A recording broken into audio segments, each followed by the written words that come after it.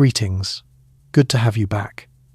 This evening, we're going to explore deeply one of the most ancient puzzles facing humankind, inscribed in wedge shapes upon clay many thousands of years prior to the pyramids, throwing their silhouettes over the desert sands of Egypt. Before Homer composed verses about Troy and the fury of Achilles, before anyone considered recording the stories that would eventually form our holy scriptures, before the initial alphabet was etched into rock, we're discussing the tablets of Sumer and what these ancient records genuinely reveal about the Anunnaki, these entities that have fascinated minds, generated innumerable theories regarding our beginnings, and taken a central position in one of the most enduring alternative historical narratives of our modern era. Prior to embarking on this voyage through the ages, a voyage that will carry us backward more than 5 millennia to the absolute beginning of documented history, pause for a moment to give this video a like if you're truly finding value in the material, and hit subscribe if you're not already following. Share with me in the comments section your viewing location and the current hour in your corner of the globe. It's genuinely intriguing to observe our community distributed across various time zones. From early morning coffee on the California coast to midnight reflection in Tokyo, all brought together by a common fascination with the distant past, with our origins, and with the narratives our forebears constructed to comprehend their existence. So now, lower the lights if that's possible. Perhaps settle in comfortably with some gentle ambient sound, maybe a fan softly whirring nearby, or simply the silence of your space enveloping you like a protective shell. Fix yourself something hot to sip, get comfortable in your preferred seat, and get ready to spend the coming hours alongside me as we decode one of the most widely misinterpreted accounts in ancient historical records. We're going to move deliberately through this material because the narrative of the Sumerian tablets and the beings these texts describe is significantly more intricate, substantially more layered, and in the end, considerably more captivating than most interpretations would lead you to think. This presentation isn't concerned with hasty conclusions or straightforward explanations. This isn't about reinforcing what you hope to discover or validating sensational theories regarding ancient space visitors.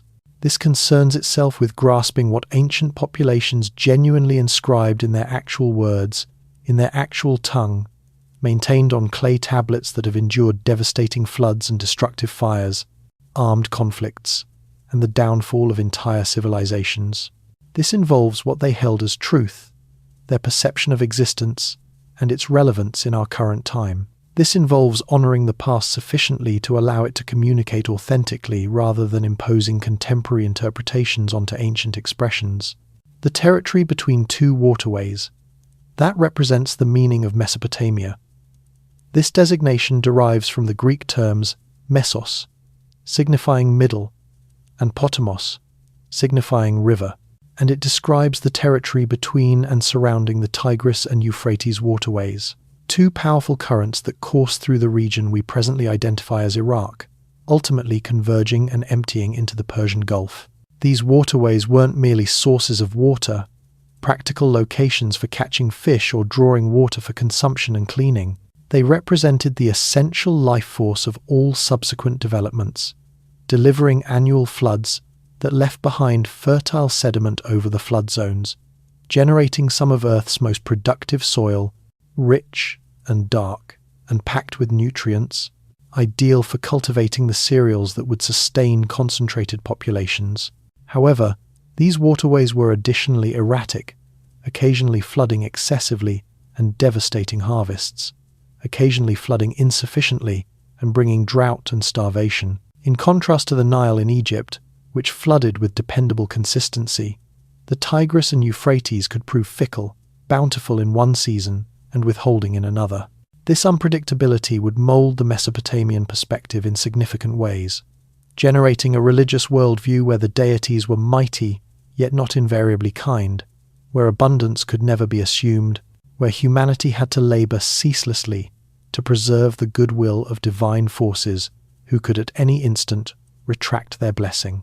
Approximately 4,500 BCE, perhaps even earlier, populations started establishing settlements in the southern portion of this territory, in the land that would come to be recognized as Sumer, the most southern section of Mesopotamia. where the waterways neared the Gulf. This wasn't humanity's initial transition into settled agricultural communities. Agriculture had been advancing in the Fertile Crescent, that curved stretch of cultivable land extending from the Persian Gulf through Mesopotamia and upward through the Levant, for many thousands of years. At this juncture, populations had been cultivating wheat and barley, taming sheep and goats, residing in fixed villages for millennia prior to the emergence of the first Sumerian urban centers. But what transpired in Sumer was fundamentally distinct from anything preceding it. These weren't merely villages, even substantial villages. These were urban centers, genuine metropolitan centers on a magnitude never previously witnessed in human history. Gatherings of population and authority that would establish the model for urban civilization for millennia to follow. Locations such as Uruk, Ur, Eridu, Lagash, and Nippur emerged from the marshy lowlands between the waterways, centers housing thousands, then tens of thousands of individuals, all residing in close quarters, all relying on intricate systems of collaboration and structure. Uruk, arguably the most magnificent of the early Sumerian urban centers, at its zenith approximately 2900 to 2700 BCE, that might have contained between 50,000 and 80,000 inhabitants residing within its fortifications and in the adjacent surrounding territory. Attempt to conceive what that signifies in the framework of human history. For hundreds of thousands of years, humanity had existed in modest bands of several dozen members, extended kinship groups, migrating across territories, pursuing wild animals, collecting vegetation, living existences that would have been familiar to their predecessors tens of thousands of years prior. Even with the advancement of agriculture and fixed settlements, most villages contained populations in the hundreds at the very most.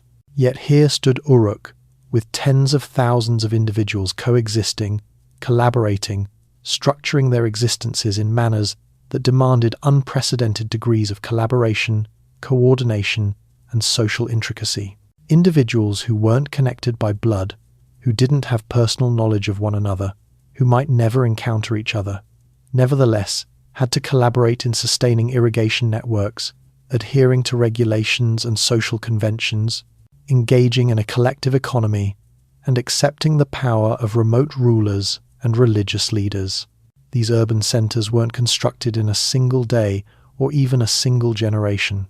They expanded over centuries, advancing progressively as populations devised solutions to challenges that had never been encountered previously. How does one manage irrigation on an immense scale, orchestrating the utilization of water among thousands of cultivators who all require it at varying times? How does one preserve surplus grain securely, preventing it from decomposing or being consumed by vermin, so that one can nourish the population during the intervals between harvest seasons?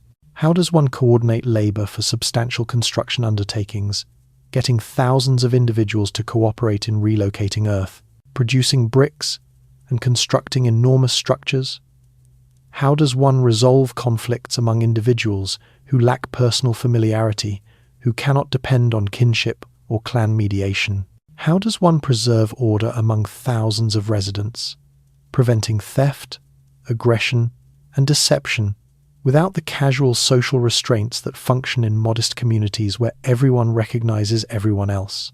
And these represented novel challenges demanding novel solutions. And the advancement of Sumerian urban centers represents one of the most significant transformations in human history, as profound and momentous as the creation of agriculture itself. The physical arrangement of a Sumerian urban center reveals considerable information about their society, their principles, and their comprehension of how existence functioned. At the absolute center of the urban settlement stood the ziggurat, an immense stepped pyramid that functioned as the temple to the city's guardian deity. These weren't simply large structures, they were architectural mountains, man-made hills rising from the level Mesopotamian plain, observable for miles in all directions, commanding the terrain and the skyline. The ziggurat of Uruk, dedicated to the sky deity Anu, and subsequently to the goddess Inanna, rose high above the neighboring structures, perhaps 40 or 50 meters in height, a succession of stacked platforms, each smaller than the one beneath, generating a stepped pyramid configuration. At the summit was the temple itself, a sanctuary where religious leaders conducted rituals and where the god or goddess was understood to reside. These structures consumed years to construct, demanding millions of mud bricks, thousands of laborers, and tremendous resources. They were declarations of authority and devotion, proclamations that this urban center belonged to this deity and possessed divine safeguarding. The ziggurat wasn't merely a religious structure in the limited manner that we might comprehend today, a location for individual worship or spiritual meditation. It represented the center of the city's economic and bureaucratic existence. The temple compound contained granaries where surplus grain was preserved, workshops where artisans manufactured goods for exchange, offices where scribes maintained documentation of economic exchanges, and treasuries where precious materials such as silver, copper, and valuable stones were secured. The religious leaders who supervised the temple weren't merely religious officials. They were administrators of an enormous economic operation that possessed land, utilized laborers, participated in commerce, and managed substantial wealth. In early Sumerian civilization, prior to the emergence of secular monarchs, the temple and its religious leaders were effectively the governing body, the fundamental source of social structure and economic orchestration. Surrounding the temple compound, extending outward, were the residences of religious leaders and high-ranking bureaucrats, considerable dwellings that might contain multiple chambers, courtyards, and even additional levels. These residences were constructed of mud brick, covered with plaster and whitewashed, with level roofs that functioned as supplementary living areas during the hot Mesopotamian summer months. The more prosperous the occupant, the more spacious the residence. Yet even the most impressive private residences were humble in comparison to the temples and subsequently palaces. More distant from the center were the workshops of artisans, metalworkers who formed bronze implements and armaments in basic furnaces, achieving temperatures sufficient to liquefy copper and tin and combine them into the stronger, more practical bronze. Potters who molded clay on rotating wheels, producing everything from enormous storage containers to delicate vessels, adorning them with geometric designs or pictorial scenes prior to heating them in kilns. Weavers who spun wool from the city's herds into thread and subsequently wove it into fabric on looms, manufacturing the textiles that clothed the population and that could be exchanged for goods unavailable locally. Brewers who fermented barley into beer, one of the fundamental elements of the Sumerian diet, drunk by everyone from workers to religious leaders. Even more distant were the residences of cultivators and workers, basic structures of one or two chambers grouped in neighborhoods, opening onto narrow pathways that wound through the residential sections. These residences were smaller, simpler, yet they were still fixed structures, not provisional shelters.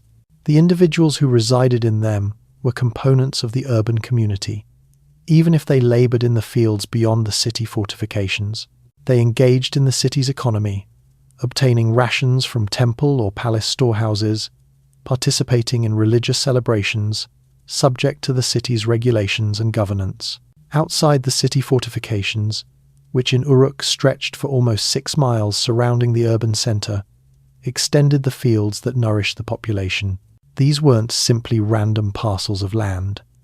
They were structured fields arranged in a logical design, intersected by irrigation channels that transported water from the waterways to the crops. The Mesopotamian plain doesn't obtain sufficient precipitation to dependably sustain agriculture. Without irrigation, cultivation would be impossible in most seasons. Therefore, the advancement of extensive irrigation networks was utterly fundamental to the survival of these urban centers. This irrigation demanded constant upkeep. Channels had to be cleared consistently to prevent them from filling with sediment. Embankments and barriers had to be constructed and sustained to manage flooding and channel water where it was required. Networks of gates and passages had to be built to allocate water equitably among various fields and various cultivators. This was labor that couldn't be accomplished by individuals or households independently. It demanded structure, strategy, and a degree of social collaboration that required novel forms of governance, novel systems of power, and novel methods of tracking who performed what labor and who obtained what advantages. And this leads us directly to one of the most significant inventions in human history, one that would enable everything else imaginable, from intricate governance to the maintenance of literature, from the documentation of regulations to the generation of the texts we'll be examining this evening. This leads us to writing. The Sumerians achieved something that transformed human history permanently, something whose consequences we continue to experience daily. They created writing, not the variety of writing you're examining now, with its alphabet of several dozen letters that can be arranged to represent any sound in the language. That would emerge subsequently, created by populations who absorbed the concept of writing from the successors of the Sumerians. No, the Sumerians created something distinct, yet equally transformative for their era, a system that would develop and modify and shape writing systems throughout the ancient world. Approximately 3,400 to 3,200 BCE, in the urban center of Uruk, scribes started pressing wedge-shaped impressions into moist clay tablets with trimmed reeds, generating what we presently call cuneiform script. The term itself originates from the Latin cuneus, signifying wedge, established by 17th century European academics who initially started to examine these enigmatic ancient texts. These wedge-shaped impressions would become the medium through which the Sumerians and their cultural inheritors would document everything from grain records to the intentions of the deities, from romantic poetry to celestial observations, from legal regulations to epic literature. The advancement of cuneiform was gradual, transformative, rather than abrupt in the manner of a sudden creation. It commenced with basic pictographs, images that represented objects or ideas. A basic depiction of a bull's skull signified a bull or cattle. A depiction of an ear of barley or wheat signified grain, the primary crop. A depiction of a human skull with lines emanating from the mouth signified to consume or to articulate. These were basic, comprehensible symbols that anyone could grasp once they acquired what each image represented. However, pictographs possess significant constraints. They can represent physical objects adequately enough. Yet how does one represent abstract ideas such as justice or truth? How does one represent grammatical frameworks, the connections between words that provide sentences significance? How does one inscribe someone's designation if it doesn't happen to correspond to a visible object? An individual designated Enlil could be represented by symbols signifying lord and heir or storm. Yet what about individuals with designations that didn't separate so conveniently? Therefore, the system developed, and it developed in a sophisticated direction. The pictographs became increasingly stylized, increasingly abstract, simplified for easier and quicker inscription. Rather than meticulously depicting each symbol, scribes realized they could press a reed implement into the clay at varying angles, generating wedge-shaped impressions that when arranged could represent the initial images in a more abstract form. This was quicker and genuinely more uniform than attempting to depict freehand on clay. However, the genuine advancement occurred when the scribes recognized that these symbols didn't have to represent exclusively objects or ideas. They could represent sounds. In a rebus-style system, a symbol could be utilized for its sound value rather than its pictographic significance. The Sumerian term for water was therefore the symbol for water could be utilized to represent that sound in any term that incorporated it. The symbol for water could now assist in inscribing terms that had nothing to do with water, simply because they incorporated that sound. This shift from pictographic to phonetic inscription was transformative because it signified that cuneiform could represent not merely things, but concepts, activities, connections. Anything that could be vocalized could now be inscribed. It could capture the complete complexity of spoken language, encompassing all the grammatical endings, verb modifications, and structural connections that make language adaptable and expressive. And because the symbols were pressed into clay rather than depicted, scribes could operate relatively efficiently, generating documents with reasonable speed. By 2500 BCE, cuneiform had become a sophisticated writing system capable of conveying anything in the Sumerian language. It possessed hundreds of symbols, some representing syllables, some representing complete terms, some utilized as classifiers that clarified the significance of other symbols.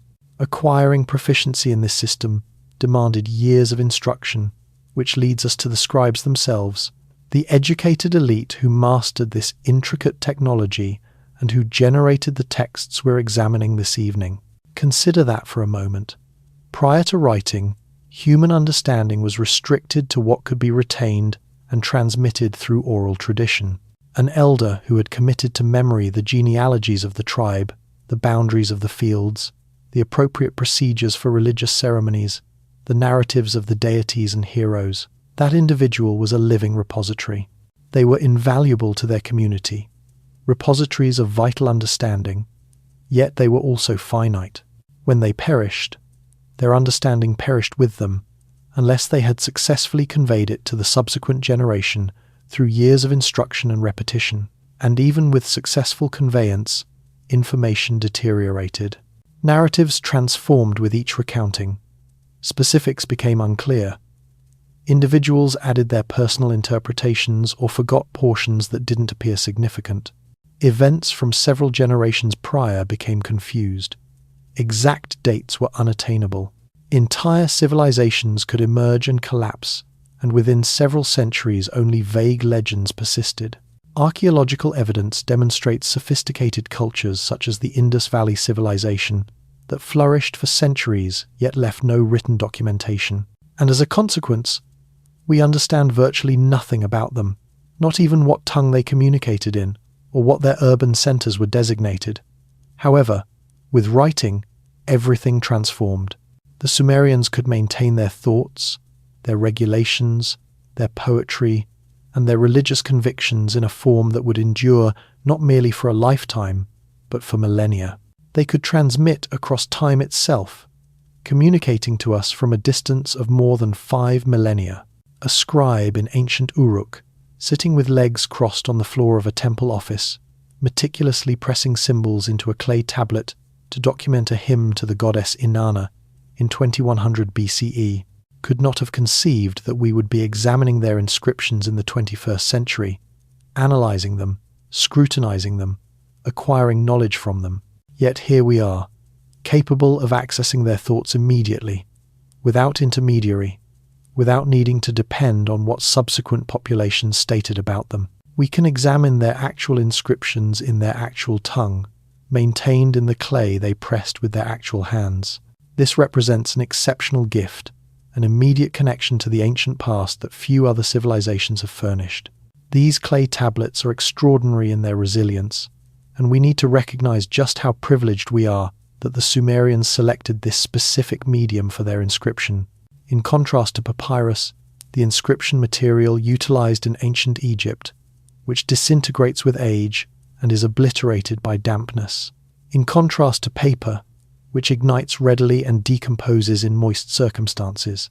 In contrast to parchment manufactured from animal hide, which can be consumed by insects or obliterated by water, appropriately fired clay tablets can endure virtually anything.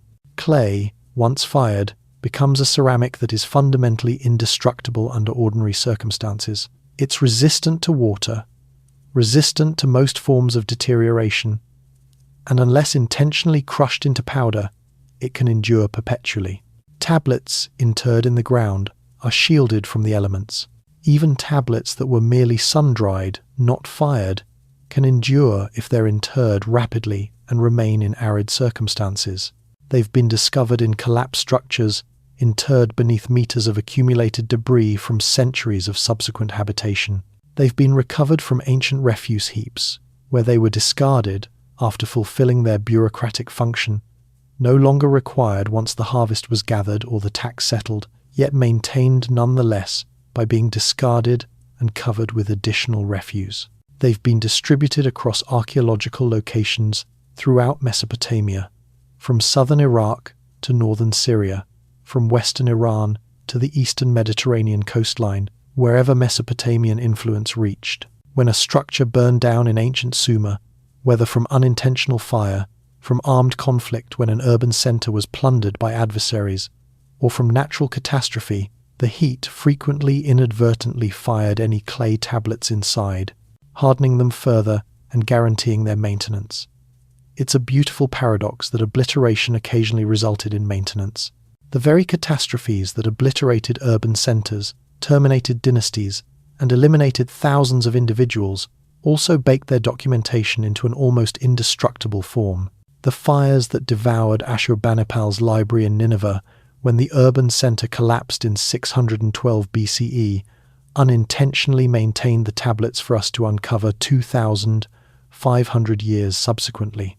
Archaeologists have recovered hundreds of thousands of cuneiform tablets from locations across the ancient Near East since excavations commenced in the mid-19th century. The quantities are astonishing. The British Museum independently possesses approximately 130,000 tablets in its collection. The Louvre in Paris possesses tens of thousands additional. Museums in Berlin, Istanbul, Baghdad, Philadelphia, New Haven, and numerous other urban centers house significant collections. Private collectors possess thousands additional, occasionally acquired through legitimate antiquities markets, occasionally through less ethical methods, and these are merely the tablets that have been excavated, catalogued, and maintained in collections where academics can access them. Innumerable additional remain interred, awaiting discovery by future archaeologists. Numerous locations in Iraq haven't been appropriately excavated yet, either because of access challenges, absence of funding, or the political volatility that has affected the territory for decades. Every year yields new discoveries, new tablets emerging from the ground to contribute to our understanding. Tragically, numerous tablets have been lost to plundering, especially in the chaos that followed the 2003 invasion of Iraq. Archaeological locations were pillaged, museums were invaded, and thousands of artifacts vanished into the illicit market, distributed across the globe, occasionally damaged or obliterated in the process. The Iraq Museum in Baghdad lost an estimated 15,000 artifacts, some of which have been recovered, many of which remain missing. This represents cultural inheritance that belongs not merely to Iraq, but to all humanity, irreplaceable windows into our collective past. What's extraordinary, and additionally somewhat humbling, is how many tablets remain untranslated even among those securely stored in museums. There are merely several hundred academics in the world who can examine cuneiform with any genuine proficiency. Individuals who have dedicated years, frequently decades, mastering ancient tongues that have been extinct for 2,000 years or more, acquiring the ability to recognize hundreds of symbols and their various significances, comprehending the grammar and structure of tongues unrelated to any contemporary language. And the quantity of texts far surpasses what these academics can process in their lifetimes. Even laboring full-time, a skilled Assyriologist might translate and publish several dozen tablets in a year. Meanwhile, there are hundreds of thousands awaiting. Conservative calculations suggest that merely approximately 30,000 to 100,000 of the excavated tablets have been translated and published in accessible forms. The remainder sit in museum storage, their secrets still secured, awaiting someone with the expertise and time to reveal them. Every year, academics publish new translations that disclose previously unknown texts, contributing to our comprehension of Mesopotamian civilization. Occasionally, these are dramatic discoveries, such as a new mythological text or a previously unknown monarch's inscription. More frequently, they're mundane documents, another record of sheep delivered to the temple, another documentation of a legal conflict over a field boundary. Yet even these mundane texts possess value, contributing to our statistical comprehension of the economy, social framework, and daily existence of these ancient populations. The tablets themselves differ considerably in dimension and form, adapted to various functions. The smallest might be merely several centimeters across, barely larger than a postage stamp, documenting a basic receipt for a delivery of goods, or a brief note between officials. These miniature tablets could be transported readily, passed person to person, archived in baskets or containers for subsequent reference. Some archaeologists, have discovered thousands of these diminutive tablets in storage chambers, representing years of bureaucratic documentation from a temple or palace compound. Others were substantial plaques incorporating extensive literary works or comprehensive bureaucratic documentation. These might demand both hands to elevate and would need to be stored meticulously on shelves or in specialized containers. A single copy of the Epic of Gilgamesh, for instance, demanded 12 substantial tablets to incorporate the entire text, each tablet representing a considerable amount of precious clay and scribal time. Most tablets fell somewhere between these extremes, roughly the dimension of a contemporary smartphone or tablet computer, which generates a certain intuitive logic. This is approximately the dimension that's comfortable to hold in one hand while inscribing with the other, substantial enough to incorporate a practical amount of text, yet small enough to be portable and simple to store. A typical bureaucratic document or legal contract might fit on one of these medium-sized tablets. They were inscribed while the clay remained moist and malleable, prepared to precisely the appropriate consistency by mixing local clay with water and occasionally with organic materials such as straw to enhance the texture. The clay had to be moist enough to accept clear impressions from the stylus, yet not so moist that it deformed, adhered to the stylus, or dried too gradually. The scribe had to operate rapidly before the clay commenced to dry out and become too rigid to impress cleanly, yet additionally, meticulously, guaranteeing each symbol was clear, appropriately formed, and correctly positioned. This demanded considerable proficiency and practice.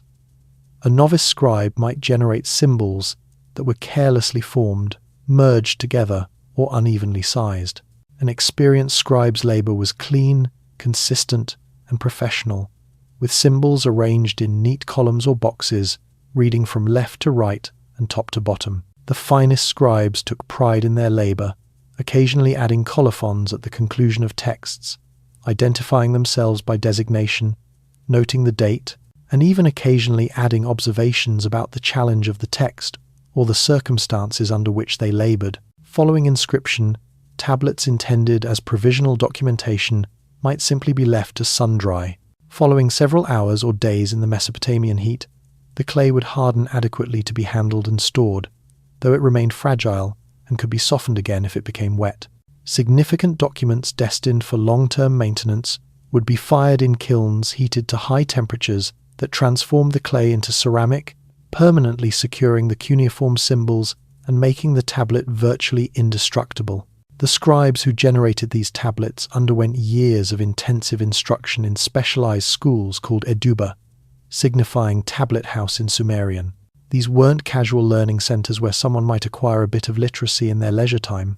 Becoming a scribe was a serious commitment, a career trajectory that typically commenced in childhood, perhaps around age 7 or 8, and continued into young adulthood, frequently not completed until the student reached their early 20s.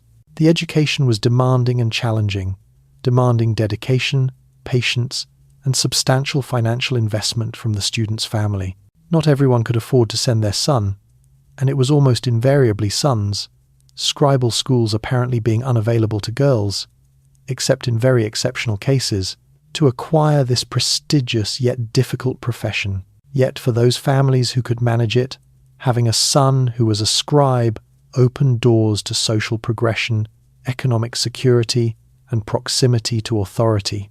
Students commenced by acquiring proficiency in forming individual symbols, duplicating them repeatedly on practice tablets until they could reproduce them rapidly and precisely. We possess thousands of these practice tablets, typically crudely manufactured and carelessly inscribed compared to professional labor, demonstrating students at various phases of learning. Some demonstrate a single symbol repeated dozens of times. Others demonstrate lists of symbols to be committed to memory. The repetition must have been monotonous, yet there was no alternative. Mastery demanded muscle memory, the capacity to form each symbol automatically without conscious consideration about where each wedge should be positioned. Once students had mastered the fundamental symbols, they progressed to duplicating standard texts. These incorporated word lists and syllabaries that assisted them in acquiring both the forms of the symbols and their various significances. Remember, cuneiform was an intricate writing system where a single symbol might possess multiple readings depending on context. The symbol for water could represent the term A, signifying water, or it could represent that sound as a syllable in a longer term, or it could be utilized as a classifier, indicating that the following term had something to do with water or liquids. Scribes had to acquire all these potential significances and understand from context which was appropriate. As they advanced, students duplicated literary texts, initially basic ones, then more intricate narratives and poems. They committed to memory excerpts from renowned works such as the Epic of Gilgamesh or hymns to various deities. They acquired legal formulas, the standard phrases utilized in various types of contracts and court documents. They examined bureaucratic documents, acquiring how to appropriately document receipts, distribute rations, calculate areas of fields, and execute all the other routine tasks that scribes would be called upon to perform. They acquired mathematics, examining multiplication tables that have been discovered by the hundreds at excavated school locations. They progressed through geometry challenges, acquiring how to calculate the areas of irregular fields, the volumes of granaries, the amount of earth to be relocated in excavating a channel. They examined practical calculations required for surveying, construction, and commerce, acquiring how to convert between various units of measurement, to calculate interest on loans, and to determine the amount of silver owed in intricate transactions involving multiple commodities.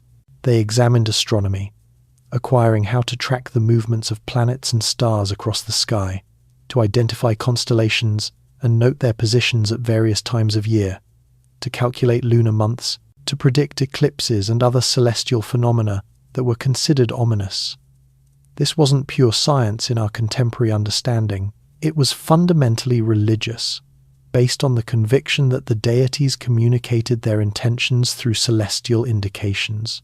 Yet the observations were meticulous and accurate, and Mesopotamian astronomy reached impressive degrees of sophistication. They additionally acquired some medicine, or at least medical scribes did, examining lists of symptoms and treatments, plant lore and herbal remedies, anatomical vocabulary, and magical incantations understood to expel the demons that cause disease. Medicine, in ancient Mesopotamia, was a mixture of practical observation, herbal understanding, and religious healing, not sharply distinguished as they would be in contemporary practice. They examined law, committing to memory legal precedents, comprehending the principles that underlay Mesopotamian justice, acquiring appropriate procedures for various kinds of transactions and conflicts. They had to understand how to compose a valid contract for the transaction of land, how to document a marriage agreement, how to record an adoption, how to inscribe a will that would withstand challenge. Legal understanding was fundamental because scribes frequently functioned as witnesses to transactions, their presence and their written documentation providing legitimacy to agreements. And throughout their instruction, students were subject to severe discipline. Surviving texts describe a school environment where physical punishment was ordinary, where errors were punished with beatings, where students existed in fear of their teachers' canes. One renowned text, a father's letter to his son who is a student scribe, criticizes the boy for his indolence, for dedicating too much time in the taverns and the streets when he should be examining. The father reminds his son of all the sacrifices the family has undertaken to compensate for his education, and cautions him that he'll amount to nothing if he doesn't apply himself. These scribes were among the most educated members of Sumerian and subsequently Babylonian and Assyrian society. A fully instructed scribe was a professional whose proficiencies were fundamental to the operation of government, temple governance, and commerce. They weren't merely individuals who could inscribe. They were experts in law, accounting, religious ceremony, and technical calculation. They were the bureaucrats, accountants, lawyers, and archivists of their society, the individuals who made intricate governance feasible. They labored for temples, tracking the extensive landholdings, animal herds, and workshops that the temples managed, documenting offerings made by worshippers, distributing rations to temple laborers, managing agricultural production. They labored for palace administrations once secular kingship developed, sustaining documentation of tax collection, coordinating labor for royal construction undertakings, corresponding with provincial governors, recording military campaigns. They labored for prosperous merchants, maintaining accounts of goods dispatched and obtained, calculating profits and losses, inscribing letters to business associates in other urban centers. Some scribes labored independently as professional contractors, offering their services to anyone who required documents prepared, somewhat like notaries public in contemporary society. Need a legal contract? Employ a scribe. Want to dispatch a letter to a relative in another urban center? A scribe would inscribe it for you and perhaps examine any reply you obtained. These independent scribes might establish operations in marketplaces or near urban gates, locations where populations gathered and where their services would be in demand. Their social status differed depending on their position and employer, yet generally scribes were respected professionals who occupied a comfortable middle position in Sumerian society, above common workers and cultivators, yet below the priestly and noble elite. A scribe attached to a significant temple or palace might enjoy considerable status and influence, existing comfortably, perhaps possessing property, capable of providing adequately for his family. A humble scribe laboring for employment in the marketplace would possess a more modest existence, yet still superior to that of the manual workers who formed the bulk of the population. The existence of a scribe was not simple, despite their status and the respect their profession commanded. The labor was intellectually challenging, demanding long hours of concentration and meticulous attention to specifics. A single error in a bureaucratic documentation could cause serious complications. A miscalculation in a survey of a field could result in conflicts over boundaries or taxes.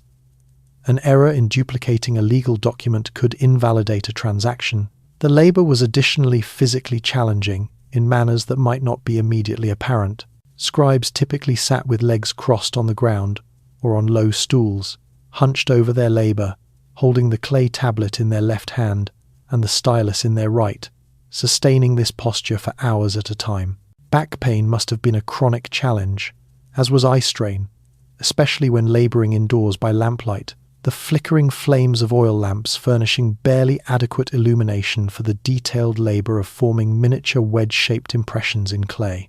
Surviving texts mention eye complications and back pain as occupational hazards for scribes, along with hand and wrist complications from the repetitive motions of inscription.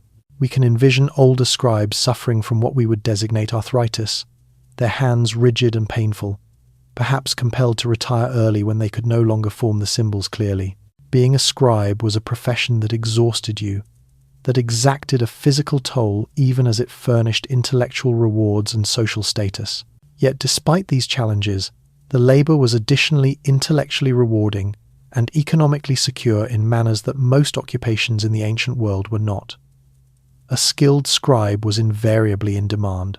The requirement for written documentation merely increased as Mesopotamian civilization became more intricate, as trade networks expanded, as bureaucratic systems grew more sophisticated. A competent scribe who was dependable, precise, and discreet could command steady employment and favorable compensation, perhaps compensated in rations of barley and oil, or in silver, or in grants of land.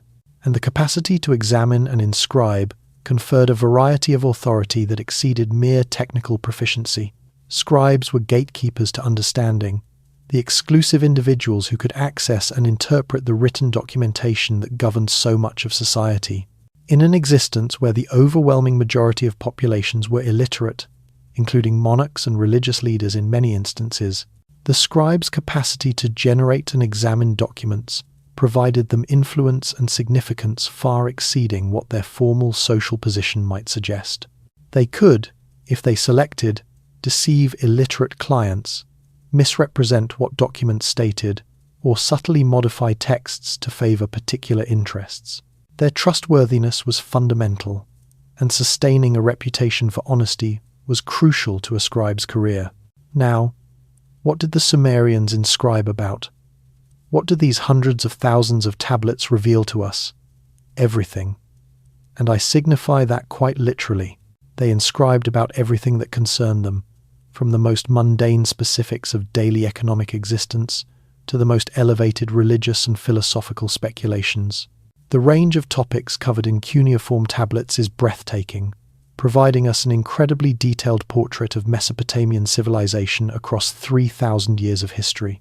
We possess accounting documentation in enormous quantities, tens of thousands of tablets that specify the receipt of livestock, noting that a particular official obtained 23 lambs, 14 sheep, and 37 goats from a specific herder on a particular date.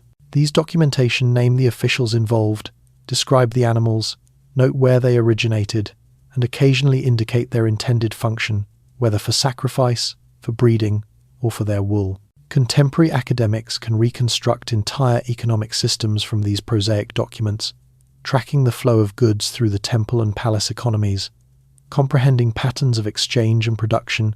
We possess documentation of grain rations distributed to laborers, specifying amounts measured in units that we can still calculate quite precisely thanks to surviving measuring vessels and conversion tables. We understand how much barley a worker obtained per day, how rations differed for men, women, and children, how skilled artisans obtained more than unskilled laborers, how the bureaucratic elite obtained far more than manual workers. These documents allow us to comprehend the economic disparities of Sumerian society, who possessed secure access to food and who existed more precariously. We possess tax receipts recording what various individuals and institutions owed to the temple or palace, loan agreements documenting debts with interest rates that would astonish contemporary credit card companies, occasionally 20% or even 33% annual interest. We possess documentation of debts compensated or still outstanding, of property confiscated to satisfy debts, of individuals reduced to debt servitude when they couldn't compensate what they owed. The economic reality of existence in Mesopotamia emerges clearly in these documents. The constant pressure to fulfill obligations, the vulnerability of ordinary populations to crop failure or other catastrophes that could plunge them into unpayable debt. We possess legal documents of every variety, contracts for the transaction of land or residences, with detailed descriptions of boundaries, dimensions, and adjacent properties, specifying the price compensated, typically in silver, measured by weight, naming witnesses who observed the transaction, agreements for the employment of workers or boats, establishing wages, duration of service, and obligations of both parties, marriage contracts specifying dowries, what the bride's family furnished and what the groom contributed, what would transpire to these properties if the marriage terminated in divorce or death, divorce settlements dividing property between former spouses, adoption papers formally incorporating children into families, specifying inheritance rights and filial obligations. We possess wills distributing property among heirs, occasionally resulting in conflicts when children felt they'd been treated inequitably. We possess court proceedings documenting testimonies of witnesses, arguments of the parties involved, final judgments by the judges, and penalties imposed on those determined guilty. These texts demonstrate to us how Sumerians and Babylonians resolved conflicts, how they comprehended property rights, family connections, contractual obligations, and social responsibilities. We can observe their concepts of justice, fairness, evidence, and appropriate procedure. We possess letters, thousands and thousands of them, between merchants analyzing shipments of goods, reporting on prices in various urban centers, alerting associates to business opportunities or cautioning of hazards, letters between officials reporting on bureaucratic matters, on construction undertakings, on tax collections, on local conflicts demanding higher authority to settle, letters between military commanders and the monarch reporting on campaigns, requesting supplies, describing victories or defeats, personal letters between family members, between friends, between romantic partners, providing us glimpses of private existences and individual personalities that transcend the centuries. One renowned letter is from an individual designated Gimel, to a business associate complaining bitterly about the inferior quality of copper ore that was transported to him. The letter is saturated with sarcasm and frustration, and examining it, you can almost perceive the individual's voice across 4,000 years. Another letter, one we referenced earlier, is from a father designated Idin Dagan to his son Shumilibshi, criticizing the boy for his indolence and poor performance in scribal school. The father sarcastically contrasts his son unfavorably to his classmates who are applying themselves and acquiring their lessons, while Shumilibshi apparently dedicates more time socializing and wandering the pathways than examining his tablets. The letter is both amusing and touching, demonstrating to us that the frustrations of parents with underachieving children aren't a contemporary phenomenon. Across the millennia, we recognize the familiar pattern of a father at his breaking point, with a son who doesn't appear to appreciate the opportunities he's been provided. It makes the Sumerians feel human in a manner that grand myths and official inscriptions never quite can. We possess mathematical tablets demonstrating sophisticated calculations, incorporating multiplication tables that students commit to memory, just as contemporary students memorize multiplication tables today. Problems involving areas and volumes, calculating how much earth requires removal to excavate a canal of a certain depth and width, or how much grain can be preserved in a cylindrical granary. Practical geometry for surveying fields, determining boundaries, calculating how much seed grain is required for a field of a given dimension, or how much of the harvest should be allocated as tax. And we even possess some purely theoretical mathematics, explorations of number patterns and relationships that demonstrate mathematical curiosity beyond immediate practical application. The renowned Plimpton 322 tablet, for instance, incorporates what appears to be a table of Pythagorean triples, number sets that satisfy the relationship a squared plus b squared equals c squared, suggesting that Mesopotamian mathematicians comprehended this relationship more than a millennium before Pythagoras existed. The Sumerians utilized a sexagesimal number system based on 60 rather than our decimal system based on 10. This appears unusual to us, yet it possesses certain advantages. 60 is divisible by many numbers, incorporating 2, 3, 4, 5, 6, 10, 12, 15, 20, and 30, making many calculations simpler. We still utilize remnants of this system when we divide hours into 60 minutes and minutes into 60 seconds, when we measure angles in degrees with 360 degrees in a circle, a legacy of ancient Mesopotamian mathematics that has endured into contemporary times. We possess astronomical observations tracking the movements of planets and stars with extraordinary precision. Mesopotamian religious leaders maintained careful observation of the sky, noting the positions of celestial bodies relative to fixed constellations, documenting the dates of first and last visibility of Venus, marking lunar eclipses, observing comets and meteors. They calculated the length of the lunar month to within seconds of the genuine value, tracked the 18-year cycle of lunar eclipses, and predicted when and where eclipses would manifest. These observations weren't merely scientific curiosity, though there was certainly an element of that. They served religious and calendrical functions, assisting religious leaders in determining the appropriate times for festivals and rituals, which were connected to the cycles of the moon and sun. They additionally served divination, the attempt to predict the future by interpreting omens in the sky. The Mesopotamians held the conviction that the deities communicated their intentions through celestial indications, that unusual astronomical events foreshadowed significant terrestrial events. This resulted in the advancement of an extensive literature of omen texts, correlating celestial observations with historical events. When Mars approaches the constellation of the Scorpion, the monarch will perish, or if an eclipse manifests on the 14th day and darkness covers everything, destruction of Elam, or whatever kingdom was the concern of the moment. These omen texts compiled centuries of observations and attempted predictions, generating what amounts to an early form of astrology that would eventually shape Greek and subsequently Western astrological traditions. However, beyond all these practical documents, beyond the accounting documentation and legal contracts and mathematical calculations, we possess literary texts. We possess myths and epics, hymns and prayers, wisdom, literature and proverbs, lamentations and romantic poems. These are the texts that interest us most for comprehending what the Sumerians held as truth about the Anunnaki, about the deities, about creation, and about the origins and purpose of humanity. We possess hymns praising various deities, celebrating their power and beauty, pleading for their favor.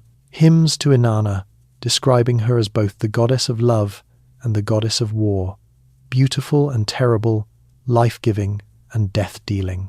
Hymns to Enlil, acknowledging his supreme authority, his power over storm and wind. Hymns to Enki, celebrating his wisdom and creativity. We possess lamentations mourning the destruction of urban centers, vivid descriptions of metropolitan centers laid waste by war, temples desecrated, populations scattered. The lamentation for the destruction of Ur is especially moving, describing how the great urban center was overwhelmed by invaders, how the goddess Ningal wept for her urban center but could not rescue it, how the shrines were demolished and the populations led away into captivity. These texts were composed following genuine historical events, the collapse under Elamite invaders around 2004 BCE, and they convey authentic grief and trauma. We possess wisdom texts, offering guidance on how to exist well, how to succeed in existence, how to avoid trouble, collections of proverbs expressing practical philosophy, and pithy phrases that would be at home in any culture. The fox, after he stepped on the plump tail of a sheep, stated, "I did not step on it. The tail of the sheep happened to get under my foot." This is a proverb about refusing to accept responsibility, about making excuses, a human failing as recognizable now as it was 4,000 years ago. Or, a son who does not support his father and mother, may his trained donkey throw him off, expressing the universal expectation that children should care for aging parents. We possess extended narrative poems telling narratives of deities and heroes, myths explaining how the world came into being, how humans were generated, how civilization advanced, why things are the manner they are. These incorporate hymns and myths about individual deities, shorter narrative poems focusing on particular episodes or themes. However, the most significant for our purposes this evening are the great cosmogonies, the creation epics that explain the origin of the cosmos and of humanity. And it's in these literary and religious texts that we discover mention of the Anunnaki, those divine beings whose designation has become synonymous in contemporary popular culture with ancient astronaut theories and alternative history narratives. However, before we explore what contemporary interpreters have stated about the Anunnaki, before we examine the claims made by individuals like Zecharia Sitchin and others who have constructed entire theories around these beings, we need to comprehend what the Sumerians themselves genuinely inscribed. And to accomplish that, we need to comprehend how these tablets were discovered, how cuneiform was deciphered, and how contemporary academics acquire the ability to examine and interpret these ancient texts. Because the history of that discovery is crucial for comprehending how and why misinterpretations emerged, how respectable scholarship became confused in popular imagination with sensational speculation. The rediscovery of Sumerian civilization is a narrative worthy of its own epic tale, one filled with adventure, competition between European powers, scholarly dedication and brilliance, fortunate circumstances, and years of painstaking labor, and the gradual piecing together of an ancient puzzle that had been lost for 2,000 years. In the mid-1800s, as European powers competed for influence in the Middle East, as the Ottoman Empire that had controlled the territory for centuries commenced its gradual decline, British, French, and German interests competed not merely for political and economic advantage, but additionally to unearth the ancient treasures they understood were interred beneath the mounds and tells of Mesopotamia. These expeditions were frequently funded by governments, museums, and prosperous patrons back in Europe, motivated partly by genuine scholarly interest, but additionally by a desire for prestigious acquisitions that would enhance the reputation of national institutions, and occasionally by a specific agenda to discover physical evidence to support biblical narratives. Remember, this was an era when the Bible was still widely considered the oldest and most authoritative historical text, when many educated Europeans held the conviction that archaeology in the Near East would confirm the literal truth of biblical accounts. Archaeologists and adventurers, the line between the two frequently blurred in those early days of Near Eastern archaeology, traveled to Mesopotamia with picks and shovels, employing local labor, obtaining permissions from Ottoman authorities, and commencing to excavate into the ancient mounds that dotted the landscape. What they discovered was far more extensive and far more challenging to their assumptions than anything they had anticipated. In 1849, British archaeologist Austin Henry Layard commenced excavating at Kuyunjik, one of the mounds on the location of the ancient urban center of Nineveh, located near the contemporary Iraqi urban center of Mosul. Nineveh had been one of the great capitals of the Assyrian Empire, a powerful military state that dominated much of the Near East in the first millennium BCE, before collapsing to a coalition of Babylonians and Medes in 612 BCE. The urban center was referenced in the Hebrew Bible as a location of great wickedness that God threatened to obliterate, so there was particular interest among British sponsors in uncovering evidence of this notorious urban center. What Layard discovered was astonishing, even by the standards of the spectacular finds that were commencing to emerge from Mesopotamian locations.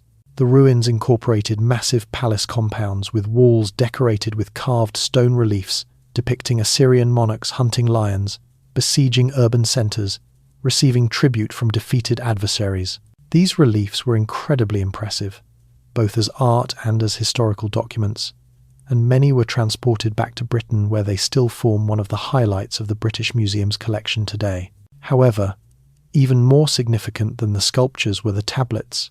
In the southwest palace of the Assyrian monarch Sennacherib, and subsequently in the palace of Ashurbanipal, Layard and subsequent excavators discovered chamber after chamber, incorporating thousands upon thousands of clay tablets and fragments.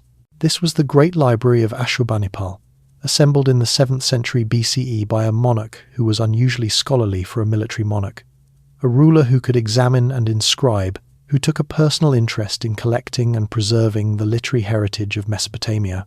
Ashurbanipal had been obsessed with gathering knowledge, with collecting copies of every significant text in his empire. He dispatched scribes throughout Assyria and Babylonia with orders to duplicate ancient texts and transport them to Nineveh. He sought out rare works, texts from before the flood, according to local tradition, poems and myths, and scientific works from the great scholarly centers of the South. The result was perhaps the first systematic library in human history, organized and curated, incorporating copies of texts from throughout Mesopotamian history, spanning more than 2 millennia. The library incorporates somewhere between 20,000 and 30,000 tablets and fragments, though not all were recovered, and not all have endured in good condition. Many were shattered when the palace was obliterated in 612 BCE. Others were damaged by moisture or poor storage in the centuries since excavation, yet enough endured to furnish an incredible window into Mesopotamian literature, religion, science, and thought. Among the tens of thousands of tablets recovered from Ashurbanipal's library, and from other locations being excavated across Mesopotamia in the late 19th and early 20th centuries, were texts in multiple tongues, all inscribed using variations of cuneiform script. The most ancient were in Sumerian, a tongue that had died out as a spoken language around 2000 BCE, but continued to be examined by scribes, much as Latin was examined in medieval Europe, a classical tongue whose literature was considered fundamental to a proper education. Other tablets were in Akkadian, a Semitic tongue related to Hebrew and Arabic, which became the lingua franca of the ancient Near East in the 2nd and 1st millennia BCE. Akkadian itself possessed 2 main dialects, Babylonian in the south and Assyrian in the north, differing somewhat in vocabulary and pronunciation, yet mutually intelligible and utilizing the same writing system. Still other tablets were in Hittite, the tongue of a powerful kingdom in Anatolia, or in Hurrian, Elamite, and other Near Eastern tongues, all inscribed utilizing cuneiform or adaptations of it. However, there was a challenge, a substantial one. Nobody could examine any of these texts. Cuneiform had fallen out of use by the early centuries CE. The latest known cuneiform tablet, an astronomical almanac, dates to 75 CE. Following that, the tradition died out. The last scribes who could examine the ancient script passed away without students to instruct, and within a generation or two, the capacity to examine cuneiform was lost. For more than a millennium, these tablets with their wedge-shaped impressions were incomprehensible, mysterious artifacts from a lost civilization. Deciphering cuneiform was a monumental task that consumed decades and involved academics from multiple countries competing and cooperating, sharing discoveries and occasionally keeping secrets. Driven by ambition, curiosity, and national pride, the breakthrough emerged not from Mesopotamia itself, but from Persia, from a massive rock carving high on a cliff in western Iran. The Behistun inscription was generated by order of the Persian monarch Darius I around 520 BCE, carved into a limestone cliff face 100 meters above the ground, safe from vandalism by being essentially inaccessible except to determined climbers with considerable courage. The inscription, which is enormous, covering an area roughly 15 meters high and 25 meters wide, commemorates Darius's victory over rebels who challenged his claim to the throne following the death of Cambyses II. However, what made the Behistun inscription invaluable to academics attempting to decipher cuneiform was that it incorporated the same text inscribed in 3 different tongues: Old Persian, Elamite, and Babylonian, all utilizing variants of cuneiform script. This was the Mesopotamian equivalent of the Rosetta Stone, which had enabled the decipherment of Egyptian hieroglyphs by presenting the same text in hieroglyphs, Demotic, and Greek. By comparing the 3 versions of the Behistun inscription, academics could commence to crack the code of cuneiform. Henry Rawlinson, a British officer and academic stationed in Persia in the 1832nd and 1842nd, dedicated years making copies of the Behistun inscription, risking his existence dangling from ropes and ladders hundreds of feet above the ground, squeezing into precarious positions on narrow ledges to reach all portions of the text. The locals thought he was insane, which was perhaps reasonable, yet his efforts paid off. Working with the copies he made and with the assistance of other academics in Europe, Rawlinson and his colleagues gradually figured out how to examine Old Persian cuneiform.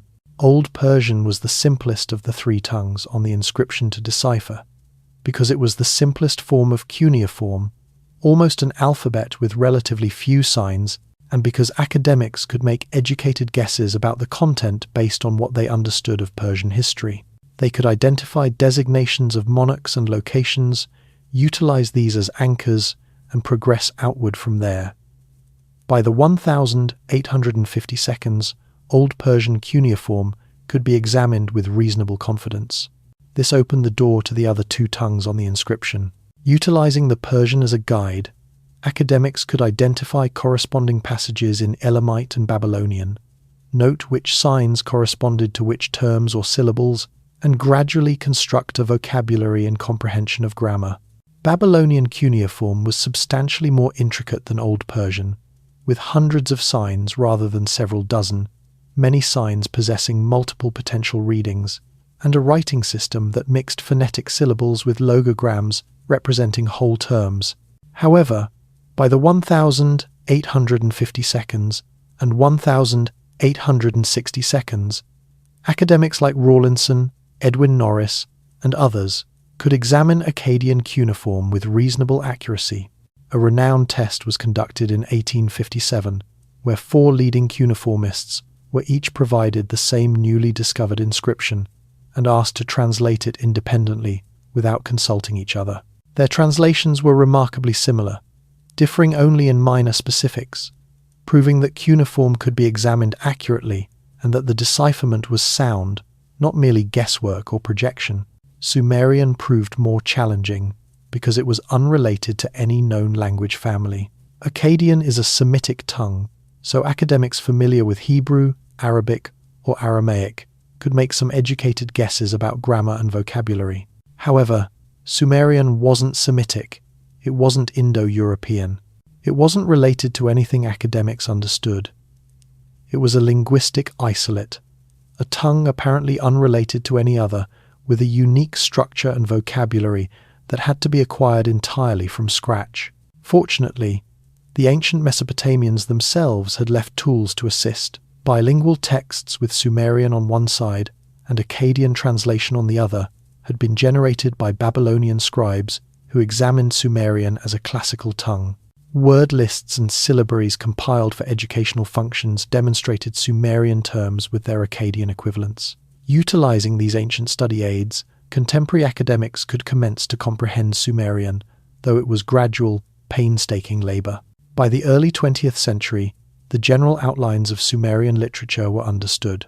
Major texts such as the Epic of Gilgamesh had been translated and published, causing a sensation in Europe and America because of its obvious connections to biblical narratives. The flood narrative in Gilgamesh paralleled the narrative of Noah so closely that it raised uncomfortable questions about the originality and historical accuracy of the Bible, and academics could examine most cuneiform texts with reasonable confidence, though debates about specific translations, about nuances of grammar and meaning, continue to this day.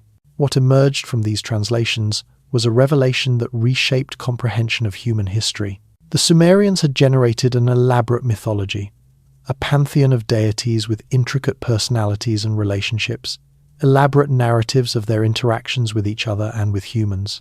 They possessed creation myths that predated the biblical book of Genesis by more than a millennium, flood narratives that bore striking similarities to the narrative of Noah, law codes that demonstrated clear parallels to biblical law. The ancient Near East came alive in manners that Victorian academics had never conceived. These weren't primitive populations telling basic childish narratives. These were sophisticated thinkers grappling with profound questions about creation, about mortality, about justice, about the relationship between humans and the divine, about why the world is the manner it is, and why existence involves so much suffering. The Sumerian pantheon was vast and elaborate, with hundreds of designated deities, each with their own domains, personalities, temples, and cults. This wasn't a basic system with several major deities and some minor spirits. It was an intricate divine bureaucracy that mirrored and in some manners justified the intricate bureaucracies of Sumerian city-states. At the summit were the great deities, the most powerful and significant deities who controlled the fundamental forces of the cosmos. Anu, whose designation signifies heaven or sky, was the supreme deity, the father of the deities, ruler of the heavens. His main cult center was in Uruk, where he possessed a temple called the Eanna and represented the distant overarching authority of the sky, the vault of heaven that arches over everything. He was less involved in day-to-day affairs than some other deities, more of a final authority to whom others might appeal, much like a monarch who delegates most actual governance to ministers while remaining the ultimate source of authority. Enlil, whose designation signifies Lord Wind or Lord Storm, was in many manners the most significant deity in practical terms, the one who exercised executive authority over both deities and humans. His cult center was at Nippur, which became a variety of religious capital of Sumer, a neutral, holy urban center that wasn't the capital of any particular city-state, yet was revered by all. Enlil was the deity who separated heaven and earth at the beginning of creation, who controlled storms and winds, who decreed the fates of urban centers and kingdoms. Monarchs sought his approval, and his withdrawal of favor was understood to doom dynasties and urban centers to obliteration. He was powerful, somewhat arbitrary, capable of anger and violence, yet additionally the source of order and authority. Enki, additionally called Ea in Akkadian, was the deity of wisdom, of fresh waters, of magic and crafts. His designation signifies Lord Earth or Lord of the Earth, though his particular domain was the Apsu, the freshwater ocean that the Mesopotamians held. The conviction lay beneath the earth, the source of wells and springs. His cult center was at Eridu, understood to be one of the oldest urban centers. Enki was the clever deity, the trickster, the one who solved challenges through intelligence rather than force. He frequently acted as patron and protector of humanity, cautioning Noah's Sumerian equivalent about the flood, instructing humans in arts and crafts, assisting them when other deities threatened them. Ninhursag, additionally called Nintu, Ninma, or Mami in different texts, was the mother goddess, the divine midwife who assisted in births both divine and human. Her designation signifies Lady of the Mountain, or Lady of the Sacred Mountain. She was associated with fertility, childbirth, and nurturing, yet additionally with the wild lands beyond civilization. In creation myths, she was the goddess who genuinely fashioned human beings from clay, mixing it with divine essence to generate the first populations. Inanna, called Ishtar in Akkadian, was perhaps the most intricate and fascinating of the major goddesses. She was the goddess of love, sexuality, and fertility, yet additionally the goddess of war and violence. This combination might appear unusual to contemporary minds, yet it made sense in the Mesopotamian context, where both love and war were forces that could overwhelm individuals, that involved passion, risk, and transformation. Inanna's main cult center was at Uruk, where she shared the Eanna temple compound with Anu. She was beautiful, fierce, demanding, prone to anger when slighted, generous to her favorites, and generally one of the most vividly characterized deities in Sumerian literature.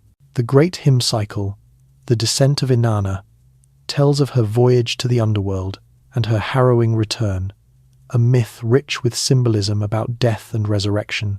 Utu, called Shamash in Akkadian, was the sun deity associated with light, justice, and truth. As the sun that observes everything from its daily voyage across the sky, Utu was the deity who witnessed all deeds, who couldn't be deceived, who brought hidden things to light. He was invoked in oath-taking and legal proceedings, called upon to reveal the truth and punish the guilty. His main cult centers were at Lhasa and Sippar.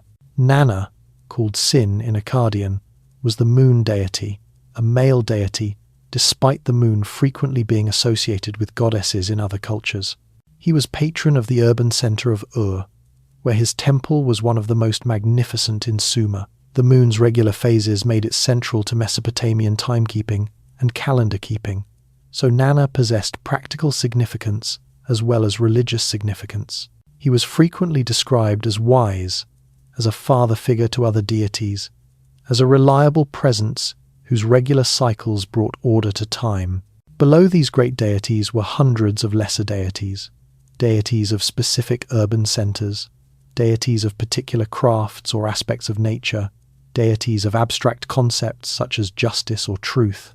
Each urban center possessed its own patron deity, who was understood to dwell in the main temple and to take a special interest in that urban center's welfare.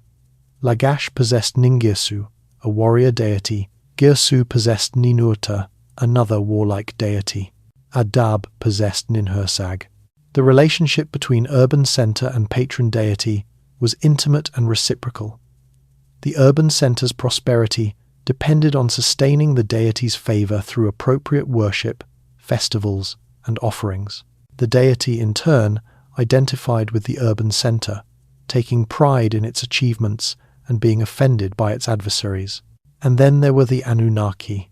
The designation itself is Sumerian, and academics have debated its exact etymology, yet it's generally comprehended to signify something like offspring of Anu or princely offspring, referring to their descent from Anu, the sky deity, and Ki, the earth. The designation marks them as divine, as children of the primordial parents who represent heaven and earth. However, who precisely were they? What was their role in the divine hierarchy? What did the Sumerians genuinely hold as conviction about them? This is where things get complicated because the Anunnaki appear in multiple texts across many centuries, and they're described somewhat inconsistently. In the earliest texts referencing them, dating to around 2600 BCE, and afterward, the Anunnaki appear as a group of deities, collective rather than individually defined. Their number varies in different texts. Occasionally they're described as seven, the seven who decree fates, seven great deities who form a divine council. Other texts reference larger numbers, occasionally 50, occasionally hundreds. What's crucial to comprehend is that the Anunnaki were not a separate species or a group of extraterrestrial visitors in the Sumerian view. They were deities, members of the divine pantheon, offspring of the primordial deities who represented heaven and earth. They weren't aliens from another planet. They were divine beings born from the union of cosmic forces, part of the structure of reality itself, as the Mesopotamians comprehended it. Their role in Sumerian religion appears to have been primarily as judges and administrators of cosmic justice. In the earliest Sumerian literature, especially in poems from the Ur-3 period around 2100 BCE, they're associated with the heavens, with the decreeing of fates, with sustaining divine order. They sit in council, they pass judgment, they determine the destinies of deities and humans. They're part of the administrative structure of the cosmos, divine bureaucrats who keep the wheels of creation turning smoothly. However, over time, especially in subsequent Akkadian and Babylonian texts from the 2nd and 1st millennia BCE, the Anunnaki become more strongly associated with the underworld, with the realm of the deceased. In these subsequent texts, they appear as judges who determine the fates of the deceased, who sit in the gloomy darkness of the netherworld and pass sentence on the dead. This shift may reflect changing religious concepts, or it may reflect the Anunnaki taking on different functions in different contexts, or it may simply be that different texts emphasize different aspects of their role. Let's examine what specific texts genuinely state about them. In the Sumerian poem The Descent of Inanna, one of the oldest myths we possess in inscribed form, dating to around 2100 BCE, or perhaps earlier in oral tradition, the Anunnaki appear as judges of the underworld. When the goddess Inanna descends to the land of the deceased, ruled by her sister Ereshkigal, she is brought before the Anunnaki. The text states, "The 7 judges, the Anunnaki, rendered their decision against her. They looked at her with the look of death. They articulated to her with the speech of anger. They shouted at her with the shout of guilt. The afflicted woman was turned into a corpse, and the corpse was suspended on a hook." This is a vivid passage demonstrating the Anunnaki in their role as impeccable judges determining fates, unmoved by Inanna's divine status or beauty. They're described as sitting in judgment, wielding power over existence and death, even over a goddess. However, the text doesn't elaborate on their origins, their specific identities, or where they originated. They function as a divine council, part of the religious landscape of the underworld, yet they're not the focus of the narrative. They're supporting characters in Inanna's drama. In the Epic of Gilgamesh, especially in Tablet 7, where Enkidu possesses a vision of the underworld prior to his death, the Anunnaki again appear as judges of the deceased. Enkidu describes observing a vision of the House of Dust, the Mesopotamian underworld, where the deceased dwell in gloom, consuming clay and drinking dirty water, dressed in feathers like birds, ruled over by the goddess Ereshkigal and her consort Nergal. In this grim location, the Anunnaki sit in judgment, determining the fates of those who have perished. The text doesn't provide specifics about who these Anunnaki judges are or what criteria they utilize in judgment. They're simply present as part of the underworld structure, divine beings who fulfill this function. Again, they're not described as aliens or astronauts or genetic engineers.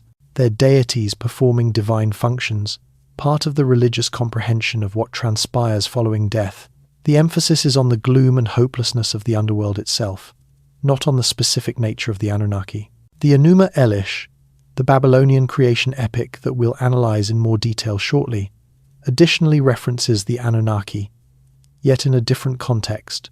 In this text, composed probably in the late 2nd millennium BCE, though drawing on older traditions, the great deity Marduk, following defeating the primordial goddess Tiamat and generating the world from her body, organizes the cosmos and assigns roles to various groups of deities.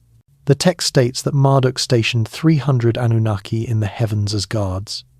He then designed the structure of the netherworld and allotted as many again to guard the Apsu, the underground freshwater ocean. Therefore, in this text, we possess 300 Anunnaki in the heavens, and 300 inches the Apsu, totaling 600 divine beings. However, even here in this more elaborate cosmology, the Anunnaki are simply deities, members of the divine host assigned specific duties in sustaining cosmic order. They're stationed as guards. They possess roles to fulfill, yet they're not described as originating from elsewhere or as being different in nature from other deities. They're part of the divine hierarchy with specific functions, yet not unique origins. What's significant to note is that nothing in these texts suggests that the Anunnaki were extraterrestrial beings or that they originated from another planet. They are divine forces, cosmic powers, representations of natural phenomena, and abstract concepts made manifest as deities with personalities and wills. The entire cosmology is mythological and theological, not a historical documentation or a description of genuine physical beings visiting Earth from space. The deities in Mesopotamian religion weren't comprehended as physical beings in the manner we might conceive aliens in spacecraft. They were numinous, divine, capable of manifesting in the world yet not confined to physical bodies. They could appear in dreams, articulate through oracles, make their will understood through omens and indications. They inhabited their cult statues in temples, yet weren't limited to those statues. They could be present in natural phenomena, in storms, in the rising sun, in the flowing water of waterways. They were divine forces made personal, provided designations and narratives and relationships. This is a vastly different concept from the ancient astronaut theory's portrayal of the Anunnaki as physical extraterrestrials who traveled to Earth in spacecraft, who required gold for some technological function, who genetically engineered humans through manipulation of DNA. None of that is in the Sumerian texts. None of that is how the Mesopotamians comprehended their deities. The entire framework of ancient astronaut theory is a contemporary imposition, interpreting 20th century science fiction concepts backward into ancient myths that were about something completely different. However, before we get into the contemporary misinterpretations and where they originated, we need to comprehend what the Mesopotamian creation myths genuinely state, because it's in these myths, especially in the Enuma Elish and the Atrahasis epic, that we discover the narratives of human creation that have been so thoroughly distorted by alternative archaeology. Let's commence with the Enuma Elish, the great Babylonian creation epic that presents one of the most sophisticated cosmogonies from the ancient world. The Enuma Elish, whose designation originates from its opening words signifying "when on high," is a poem of approximately 1,000 lines divided into 7 tablets, composed probably sometime in the late 2nd millennium BCE, around 1200 to 1000 BCE, though it certainly draws on substantially older Sumerian traditions.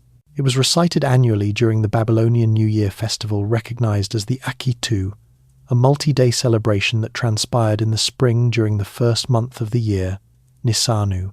This festival, which endured 11 days, involved elaborate rituals, processions, and ceremonies that symbolically reenacted and renewed the creation of the world and the establishment of cosmic order.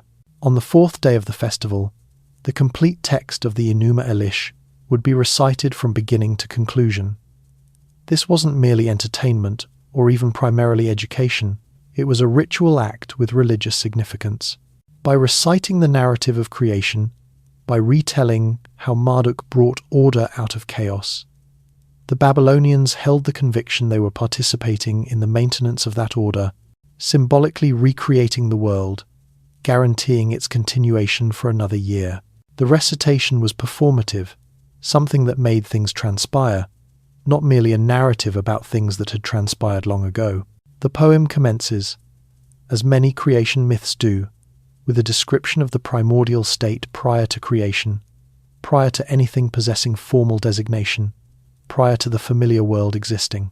When on high, commences the text, heaven had not been designated, and below, firm ground had not been called by designation. This is the state of non-being or pre-being, prior to the cosmos being organized, prior to the separation of earth and sky, prior to anything existing as a distinct entity.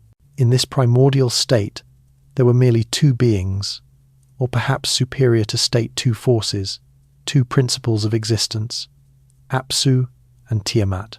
Apsu represented fresh water, the sweet water of waterways and springs and underground aquifers. Tiamat represented salt water, the bitter water of the sea.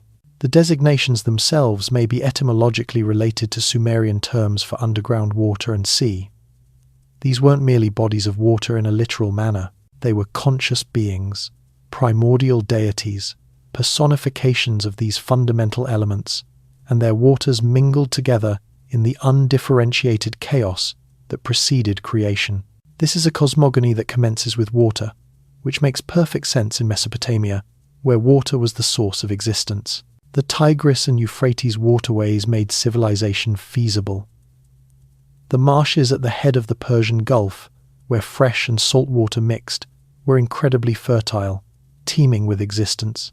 The concept that existence and creation commence from mingling waters is rooted in the Mesopotamians' direct observation of their environment. Where waters converge, where waterways reach the sea, where fresh water flows over salt marshes, you discover abundance, fertility, the conditions for existence. From the mingling of Apsu and Tiamat, the first generation of deities was born. The text states, Lahmu and Lahamu were generated. By designation they were called, and then, several lines subsequently, Anshar and Kishar were generated, who surpassed them in stature. Lahmu and Lahamu represent silt, the substance that accumulates where fresh and salt water converge, the sediment that builds up at waterway mouths and generates land. From these primordial parents of silt emerged Anshar and Kishar, whose designations signify whole heaven and whole earth, representing the horizons of sky and earth, the great circle that bounds the visible world. From Anshar emerged Anu, the deity of heaven, and Anu in turn fathered Ea, recognized in Sumerian as Enki, the deity of wisdom and underground waters. With each generation, the deities became more defined, more individuated, more active. The progression from undifferentiated watery chaos to distinct divine personalities parallels the progression from chaos to order, from formlessness to form. That is the essence of creation in this myth. However, there was a challenge, a conflict inherent in this process. The younger deities, especially Ea and his siblings and offspring, were active, energetic, constantly in motion. They generated noise, they disturbed the peace. And this annoyed the primordial parents, especially Apsu, who wanted to rest in peace and quiet. The text describes how Apsu became increasingly agitated, unable to sleep because of the noise and activity of his divine descendants. The younger deity's behavior was noisome to him. By day, he discovered no relief, nor repose by night. Finally, Apsu decided to obliterate the younger deities so he could possess peace. He stated to Tiamat, "Abhorrent have become their manners to me. By day, I cannot rest. By night, I cannot sleep. I will abolish their manners and disperse them. Let peace prevail that we may rest." This is an extraordinary moment in the myth. The primordial father wants to obliterate his children simply because they're excessively loud, excessively active, excessive trouble. There's something almost comic about it. A cosmic version of a parent shouting at kids to quiet down, except that this parent's solution is genocide. Tiamat was initially reluctant to go along with this plan. She responded, "Why should we obliterate what we have generated? Their manners are indeed troublesome, yet let us bear it in good spirit."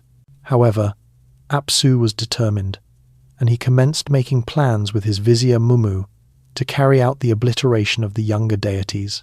However, Ea, who was exceedingly wise and perceptive, discovered this plot through his wisdom. Through what the text describes as his deep comprehension, he perceived Apsu's intention. And Ea, being not merely wise yet additionally clever and powerful, devised a counterplan. He utilized magic, chanting a spell that placed Apsu into a deep, unnatural sleep. While Apsu slept, enchanted and helpless, Ea stripped him of his crown and regalia, his symbols of authority and power, and then eliminated him. Following eliminating Apsu, Ea established his own dwelling location in the Apsu, the freshwater depths that had been Apsu's domain. There, in this sacred space, Ea and his wife, Damkina, conceived a son who would become the great hero of the epic. This was Marduk, destined to be the champion of the younger deities, the one who would complete the labor of creation that his father had commenced by defeating Apsu. The text describes Marduk in glowing terms from his birth.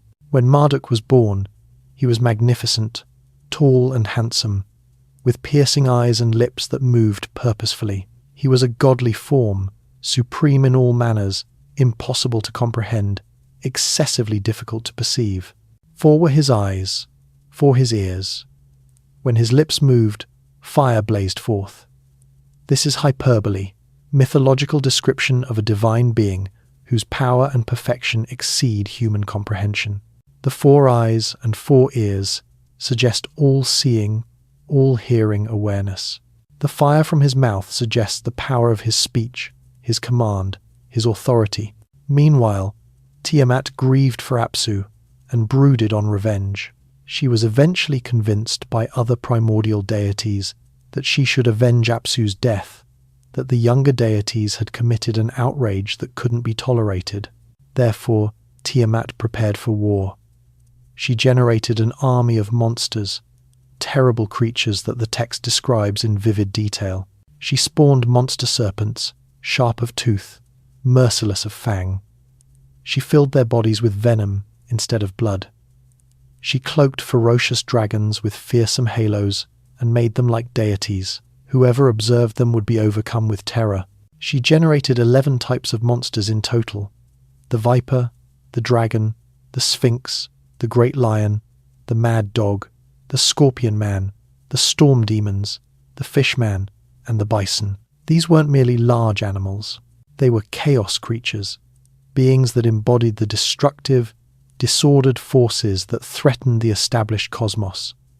They were nightmares made manifest, death and terror given form. Tiamat elevated Kingu, one of the elder deities, to be her consort and commander of her army. She provided him the Tablet of Destinies, a powerful artifact that conferred supreme authority over the cosmos. Whoever possessed the Tablet of Destinies could decree fate, could determine what would be. This made Kingu almost invincible, gave him power rivaling that of the great deities themselves. The younger deities were terrified when they learned of Tiamat's preparations. They held a council to analyze what to do, yet none of them wanted to face her. Anu, the sky deity, was approached initially and asked to be their champion. Yet after observing Tiamat and her army, he turned back in fear. Ea, despite his wisdom and his earlier success against Apsu, additionally declined to fight. The deities were in despair. Who could stand against the primordial mother of all and her army of chaos monsters? Then Marduk stepped forward. Young, powerful, ambitious, he offered to face Tiamat on one condition. If he succeeded, if he defeated her and rescued the deities, he would become the supreme deity, the monarch of all deities. His word would be law, his authority absolute. The deities, desperate and without alternatives, agreed. They assembled in council, drank beer and wine until they were intoxicated and euphoric, and unanimously proclaimed Marduk as their monarch, providing him the supreme authority he demanded. They provided him weapons: the bow and arrow, the mace, the lightning bolt. They provided him the winds, all 4 of them, and 7 more besides, storms and tempests that would serve as his allies.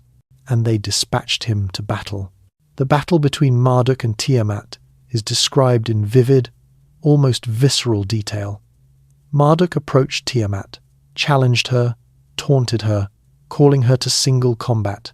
Tiamat accepted. They met in single combat. They locked in battle. Tiamat opened her mouth to swallow Marduk. Yet Marduk sent the winds into her open jaws. The evil wind, the storm wind, filled her belly, distending it, making her unable to close her mouth. While she was helpless, inflated by the winds, Marduk shot an arrow into her mouth. It pierced through her belly, split her heart, slew her from within. Following eliminating Tiamat, Marduk rapidly defeated her army. The monsters fled, yet he captured them, bound them, took away their power. He retrieved the Tablet of Destinies from Kingu, taking possession of ultimate authority. Then came the act of creation itself. Marduk stood over Tiamat's corpse and considered what to accomplish with it. The text states, "The Lord rested, examining her deceased body. He divided the monstrous shape and generated marvels from it. He split Tiamat's body in half like a shellfish. From one half he made the sky, stretching it out and setting it in place, establishing it as a boundary to hold back the waters of chaos that existed above. He set guards to guarantee these upper waters wouldn't escape and flood the world below.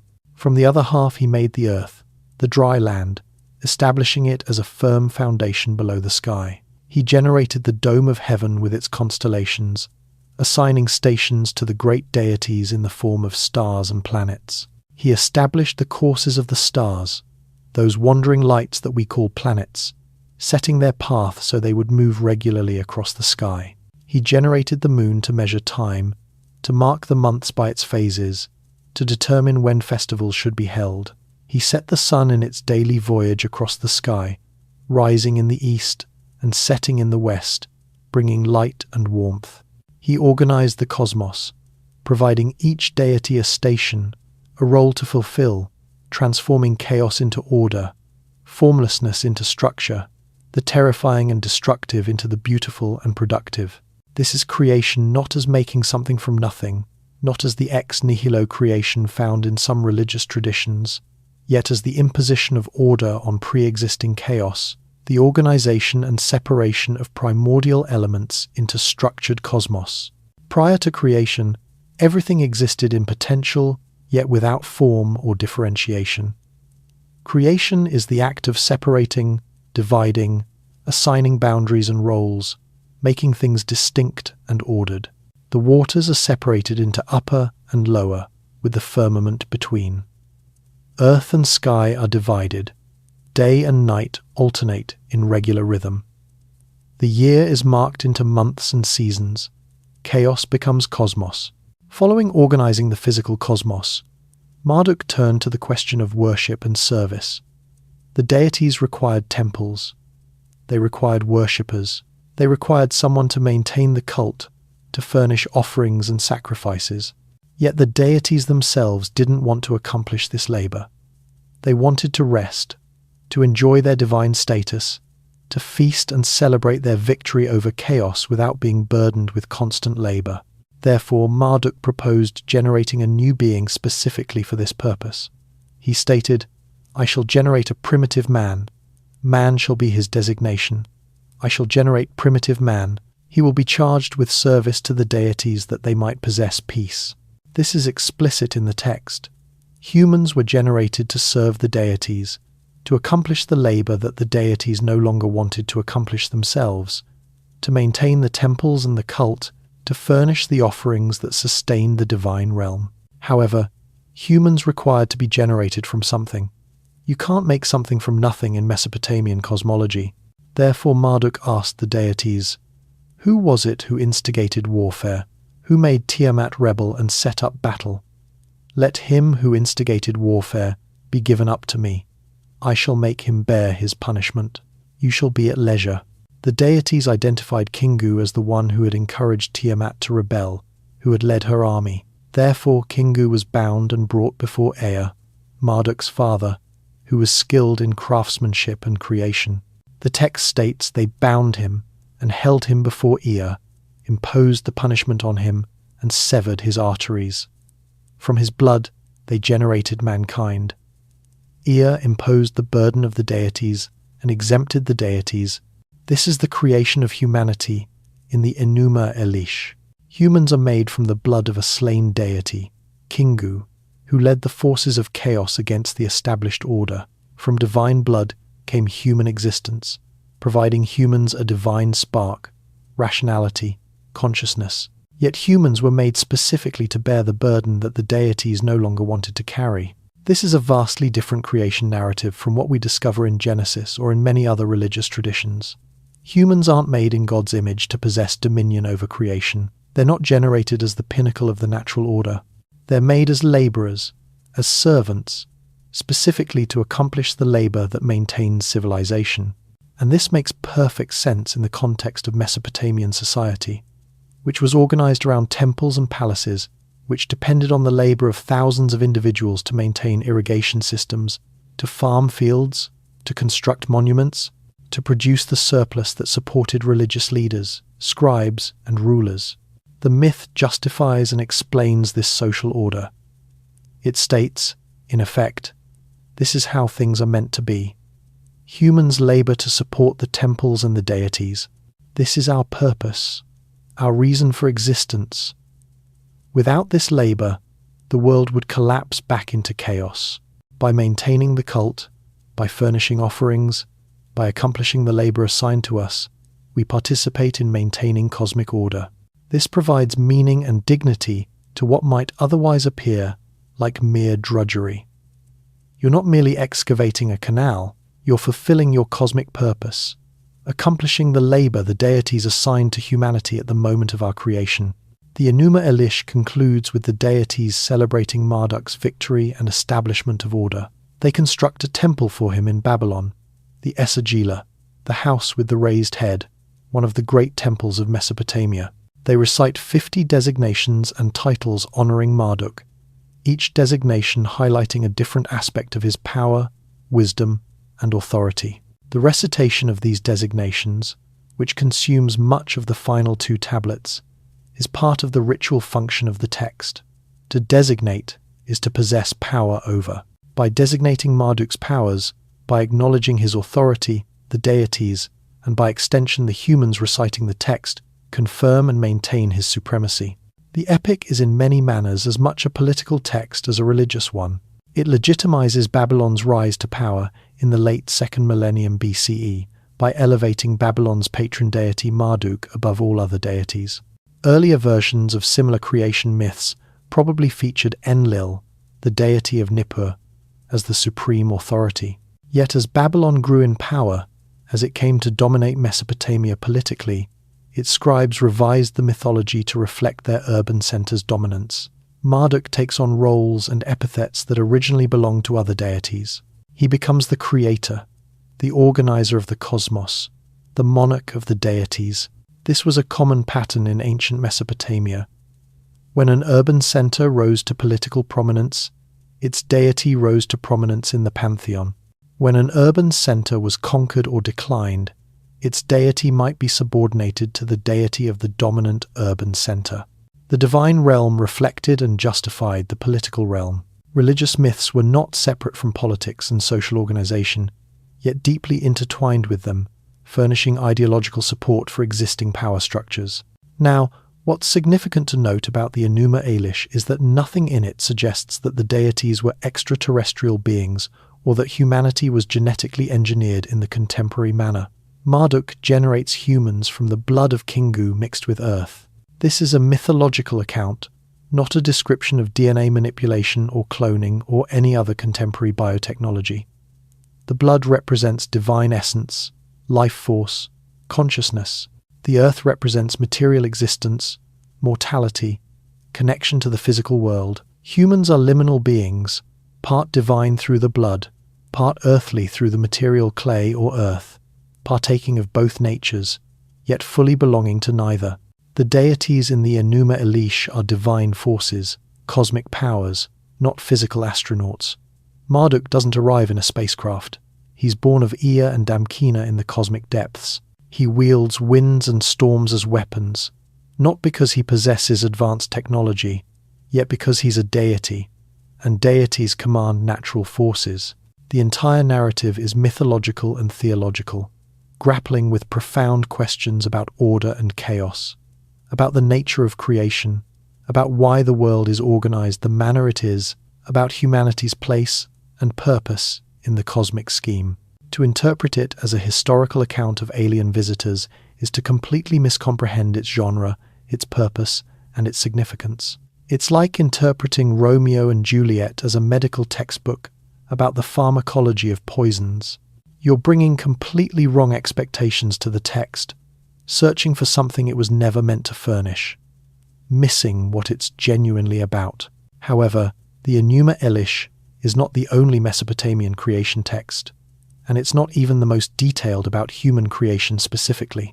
To comprehend what the tablets genuinely state about humanity's origins and purpose, we need to examine the Atrahasis epic, a text that predates the Enuma Elish and furnishes a substantially more detailed account of why humans were generated and what transpired in the early history of humanity and the deities. This is where things get especially intriguing for our analysis this evening, because it's the Atrahasis epic that contemporary interpreters have most thoroughly misread and misrepresented. The Atrahasis epic is recognized from multiple copies discovered at different locations across Mesopotamia, the most complete of which dates to approximately 1700 BCE during the Old Babylonian period. This particular copy was inscribed during the reign of Ammisaduqa, the great-great-grandson of the renowned Hammurabi, who promulgated the law code bearing his designation. Yet the narrative itself is certainly substantially older, drawing on Sumerian traditions that extend back at least to the early dynastic period, approximately 2600 to 2350 BCE, and probably incorporating oral traditions even older than that. The epic is designated after its human protagonist, Atrahasis, whose designation signifies exceedingly wise in Akkadian. He's the survivor of the Great Flood, the Mesopotamian equivalent of Noah, though, as we'll observe, the circumstances and significance of the flood narrative in Mesopotamian literature are quite different from the biblical version. Yet prior to Atrahasis appears in the narrative, prior to humanity even exists, we get the most detailed account in any Mesopotamian text of how and why humans were generated. And this account is fascinating, sophisticated, and completely at odds with what ancient astronaut theorists claim about it. The Atrahasis commences with a description of the world, following it had been organized by the great deities, yet prior to humans existed. The cosmos had been divided among the three greatest deities according to their domains. Anu, the sky deity, ruled the heavens above.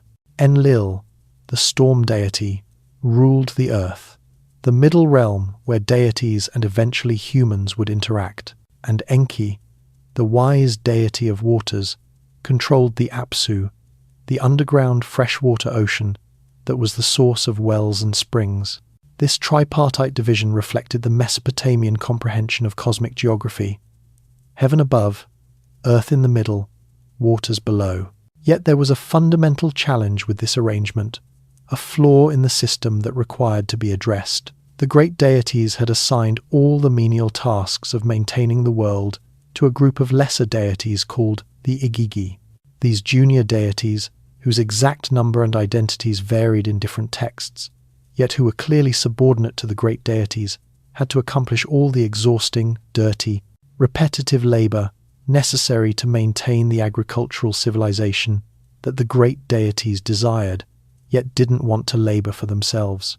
The text is quite specific about what this labor entailed. The Igigi had to excavate irrigation canals, the networks of waterways that brought river water to fields far from the natural channels. They had to dredge waterways, removing accumulated silt and maintaining navigable depths. They had to construct dikes and levees to control flooding. They had to maintain the infrastructure of Mesopotamian agriculture, labor that in historical times employed thousands of human workers and demanded constant, exhausting effort. The text states, the deities had to excavate out canals, had to clear channels, the lifelines of the land. The deities excavated out the Tigris riverbed, and then they excavated out the Euphrates. This isn't metaphorical. The myth is describing the genuine labor of generating and maintaining irrigation, the foundational labor on which all Mesopotamian civilization rested. In the mythological framework, prior to humans existed, deities had to accomplish this labor, and they despised it. For how long did the Igigi perform this labor? The text specifically references 3,600 years, an enormous span of time, though whether this is meant literally or symbolically is unclear. 3,600 is a significant number in Mesopotamian mathematics, being 60 squared, and may simply signify a vastly long time indeed. Yet whether we interpret it literally or symbolically, the point is clear. The lesser deities labored for ages, and their resentment grew with each passing year. Finally, they'd had enough. They rebelled. The text describes this rebellion in vivid terms. The deities were excavating canals and were piling up their silt in Harali. The deities were dredging, endlessly dredging. Their labor was heavy. The distress was much. The great Anunnaki made the Igigi suffer the labor. Note here that the Anunnaki appear as the supervisors, the ones enforcing the labor, which provides us another glimpse of their role as administrators of divine order. Yet the Igigi cried out, filling the night with lamentation. They complained about the forced labor, grumbling and gossiping in the excavations. Eventually they organized. One of them proposed, "Come, let us confront our chamberlain, that he may relieve us of our heavy labor." The counselor of the deities, the hero Enlil. "Come, let us unnerve him in his dwelling." This is extraordinary. The lesser deities, the laborers, are organizing a strike, planning to confront the boss, to demand superior working conditions. It's a labor dispute at a cosmic scale. They executed their plan. They set fire to their tools, fire to their spades they placed, and flame to their work baskets. This is the ancient equivalent of a strike, destroying the tools of forced labor, refusing to labor. Then they marched en masse to Enlil's residence. The deities took hold of each other, holding back. They were going to the gate of the hero Enlil's house. It was night, halfway through the watch. The house was surrounded, yet the deity did not understand. It was night, halfway through the watch. Ikur was surrounded, yet Enlil did not understand. When Enlil's chamberlain noticed the commotion and woke Enlil, the supreme deity was not pleased. Enlil listened and commanded Nusku, "Nusku, by your door, take your weapon, stand before me." He thought he was under attack, that adversaries were besieging his house. Yet when he acquired knowledge it was the Igigi, his own subordinate deities, he was outraged. "Should they have revolted against me? Shall I have to engage in hostilities? I, in my own dwelling, what are my eyes observing at?" The Igigi dispatched a spokesman who declared, "Every single one of us deities declared war. We have put a stop to the excavating. The labor was heavy. It was eliminating us. Our labor was heavy. The distress excessive. This caused a crisis in the divine realm. Enlil wanted to punish the rebels harshly, perhaps to obliterate them for their insubordination. Yet other deities counseled restraint. They held a council, the great deities assembling to analyze what should be accomplished. Anu, the sky deity and Enlil's father, asked, "What is it that we are complaining of?" Their labor was heavy. Their distress was much. Every day the clay was. Their complaint is substantial. And here's where Enki, the clever deity, proposed his brilliant solution. Rather than forcing the Igigi back to labor, which would only breed more resentment and potentially more rebellion, rather than obliterating them, which would leave the necessary labor unaccomplished, why not generate an entirely new type of being specifically designed for this purpose? A creature that would accomplish the labor willingly, or at least without the power to rebel effectively. Enki stated, "While the birth goddess is present, let her generate a human, a man. Let him bear the yoke, the labor of the deities." The deities agreed with this proposal. It solved the challenge elegantly. The Igigi would be relieved of their despised labor. The labor would still get accomplished, and a new being would exist to fulfill this purpose. Yet how would this new being be generated? The text furnishes remarkably specific details about the creation process, details that demand careful examination, because this is where contemporary misinterpretations have gone so wildly astray. Enki called upon the birth goddess, who is provided several designations in different portions of the text. Belet Ili, signifying mistress of the deities, Nintu, signifying birth giver, and Mami. These are all titles or designations for the same goddess, the divine midwife, the one who presides over childbirth and creation of living beings. Enki stated to her, "You are the birth goddess, creatress of mankind. Generate a human being that he may bear the yoke, that he may bear the yoke. Let man assume the drudgery of the deity." Nintu agreed, yet required to understand the method. "It is not appropriate for me to accomplish it. The task is Enki's." She recognized that while she possessed the power to provide birth, to shape living beings, the genuine design and method required to originate from Enki, the deity of wisdom and craftsmanship. Therefore, Enki explained the procedure, and it's here that we require to pay exceptionally careful attention to what the text genuinely states, because this has been so thoroughly misrepresented. The deities decided to sacrifice one of their own. They required divine essence, divine blood, to mix with earthly matter, to generate this new being. The text states, "Let them slaughter one deity, and let the deities be cleansed by immersion. From his flesh and his blood, let Nintu mix clay, that deity and man may be thoroughly mixed in the clay." They selected a deity described as possessing rationality or intelligence. Different versions of the text provide him different designations. Wi Ilu, signifying deity who possesses sense, or Geshtu-i. The exact identity doesn't appear to matter. What matters is that he was a deity with consciousness, with intelligence, with a divine spark that distinguishes thinking beings from mere animals or plants.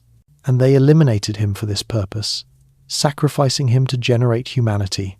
The text continues, "They slaughtered Wi Ilu, who possessed rationality, in their assembly. From his flesh and his blood, Nintu mixed clay." This is crucial.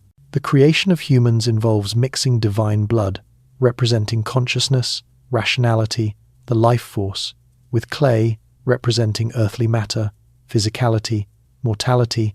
Humans, in this account, are hybrid beings, combining divine and earthly natures. Nintu then prepared the clay mixed with divine blood, and the text describes the genuine creation process in some detail. She nipped off 14 pieces of clay and set 7 pieces on the right, 7 on the left. Between them, she set down a brick. She made use of a reed, opened it to cut the umbilical cord, summoned the wise and knowledgeable womb goddesses. 7 and 7 womb goddesses assembled. 7 generated males, 7 generated females. For the womb goddess generates children. Therefore 14 humans were generated initially. 7 males and 7 females, fashioned from the clay and divine blood mixture. These were placed inside birth goddesses who carried them to term like surrogate mothers, providing birth to them following the appropriate gestation period. When these first humans were born, the text tells us the deities celebrated. The Agigi were delighted because they were finally free from their despised labour. The labour would continue, yet they wouldn't have to accomplish it anymore. And here's the crucial point that gets completely overlooked or deliberately misrepresented in alternative interpretations. What was this labour that humans were generated to accomplish? What was the purpose for which we were made? The text is absolutely explicit about this. It was agricultural labour, canal excavating, irrigation maintenance, the labour of sustaining Mesopotamian civilization, not mining gold for extraterrestrial visitors. The humans in the Atrahasis aren't slaves in underground mines extracting precious metals. They're cultivators, canal excavators, constructors, the workers who maintain the irrigation systems, plough the fields, harvest the crops, tend the animals, and furnish offerings at the temples. This is the fundamental labour of Mesopotamian society, the labour that made urban civilization feasible, that supported the temples and palaces, that nourished the population. When the myth states humans were generated to bear the burden of the deities, it's describing the religious and ideological framework that justified and explained Mesopotamian social organization.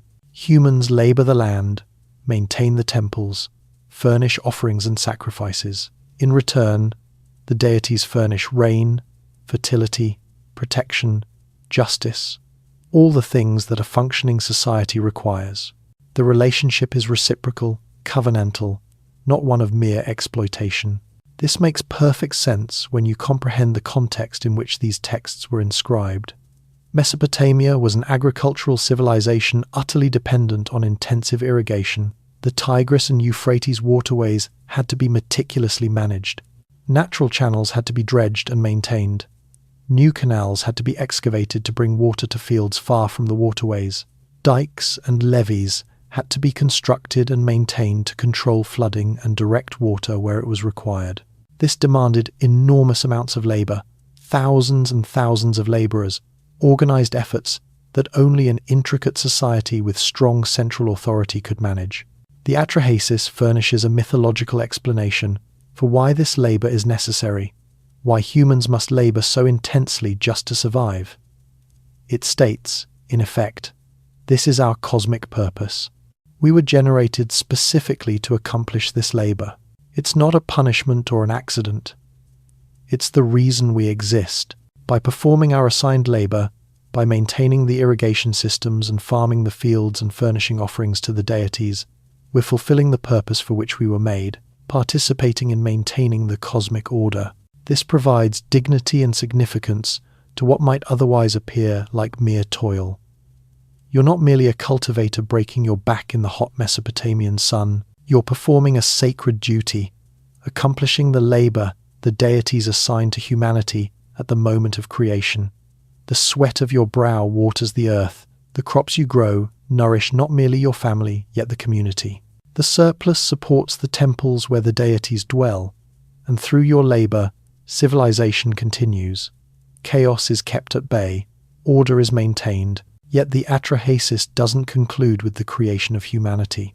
The narrative continues, and what transpires next is equally significant for comprehending Mesopotamian theological thought about human existence. Following humans were generated and commenced to multiply, filling the earth, a new challenge emerged. There were excessive populations, and they made excessive noise. This might sound unusual to contemporary ears. Why would the deities care about noise? Yet remember how the epic commenced. The Agigis' labor was disturbing to Enlil. Their activity, their complaints, their noisiness was what led Apsu to want to obliterate the younger deities in the Enuma Elish. In Mesopotamian thought, noise appears to represent disorder, chaos, the disruption of divine peace. It's a metaphor for population pressure, for social complexity, for the challenges that emerge with excessive populations competing for limited resources. The text states that following humanity had multiplied, the country became excessively wide, the populations excessively numerous. The country was as noisy as a bellowing bull.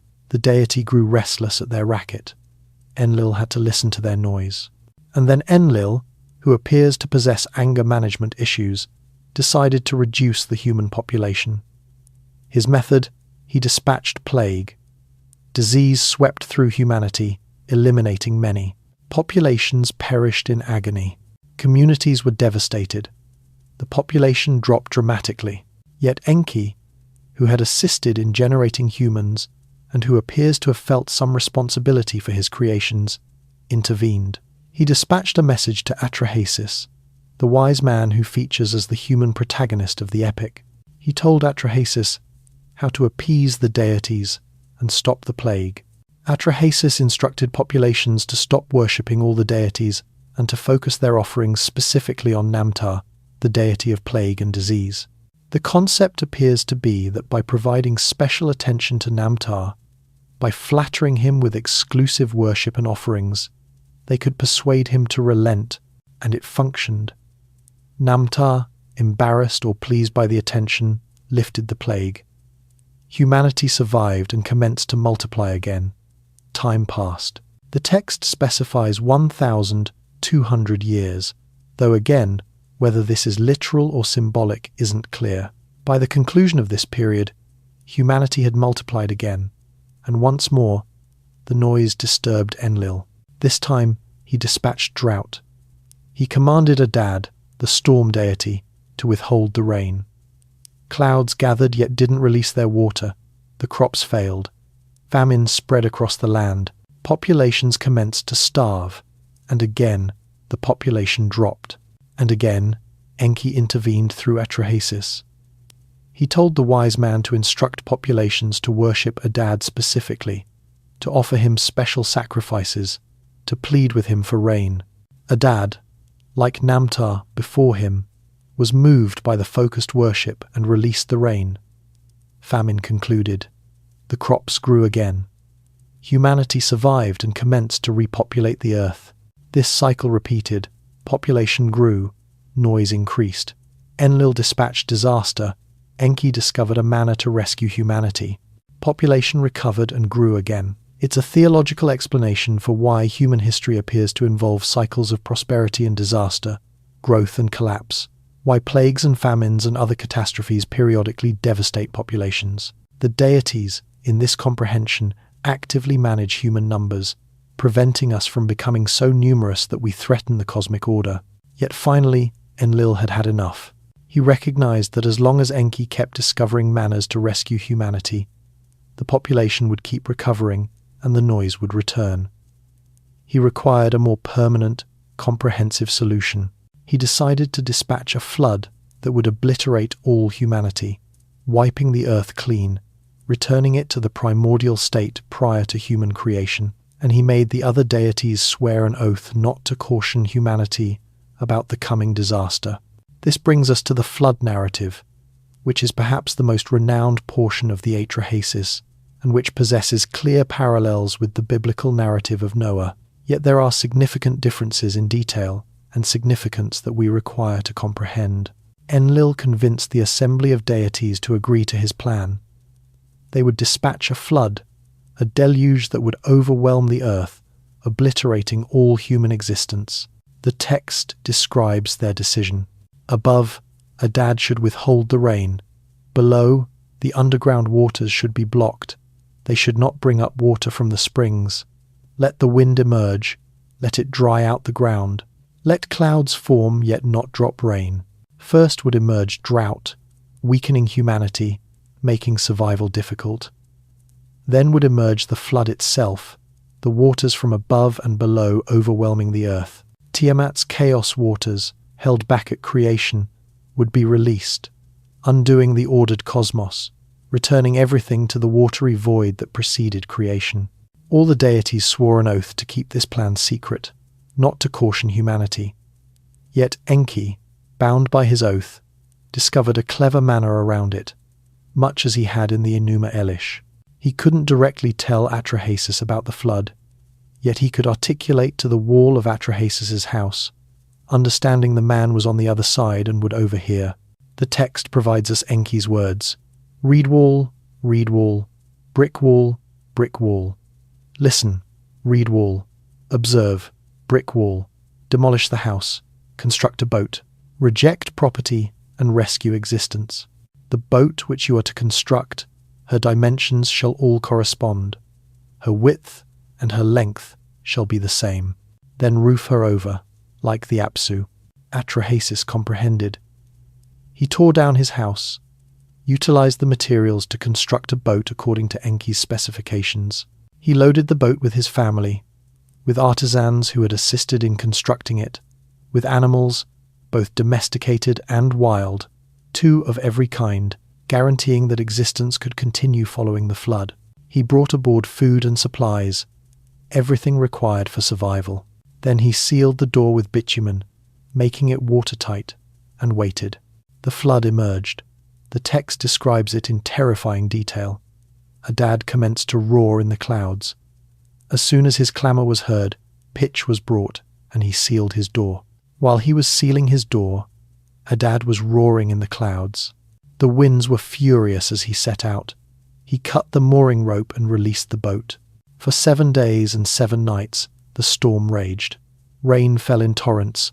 Waterways overflowed. The underground waters burst forth. The meticulously maintained boundaries between ordered cosmos and chaotic waters collapsed. The flood covered everything, drowning urban centers, fields, populations, animals, everything that had existed on the Earth's surface. Even the deities were frightened by the devastation they had unleashed. The text states, the Anunnaki had to stand by and watch. They sat weeping. Their lips were burning with thirst. This is an extraordinary image. The deities who decreed this obliteration were themselves suffering because of it.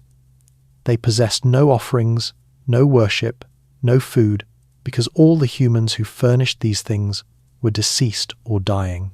They regretted their decision, yet couldn't undo it. Nintu, the birth goddess who had generated humans, lamented most bitterly. How could I have agreed to obliterate my creatures?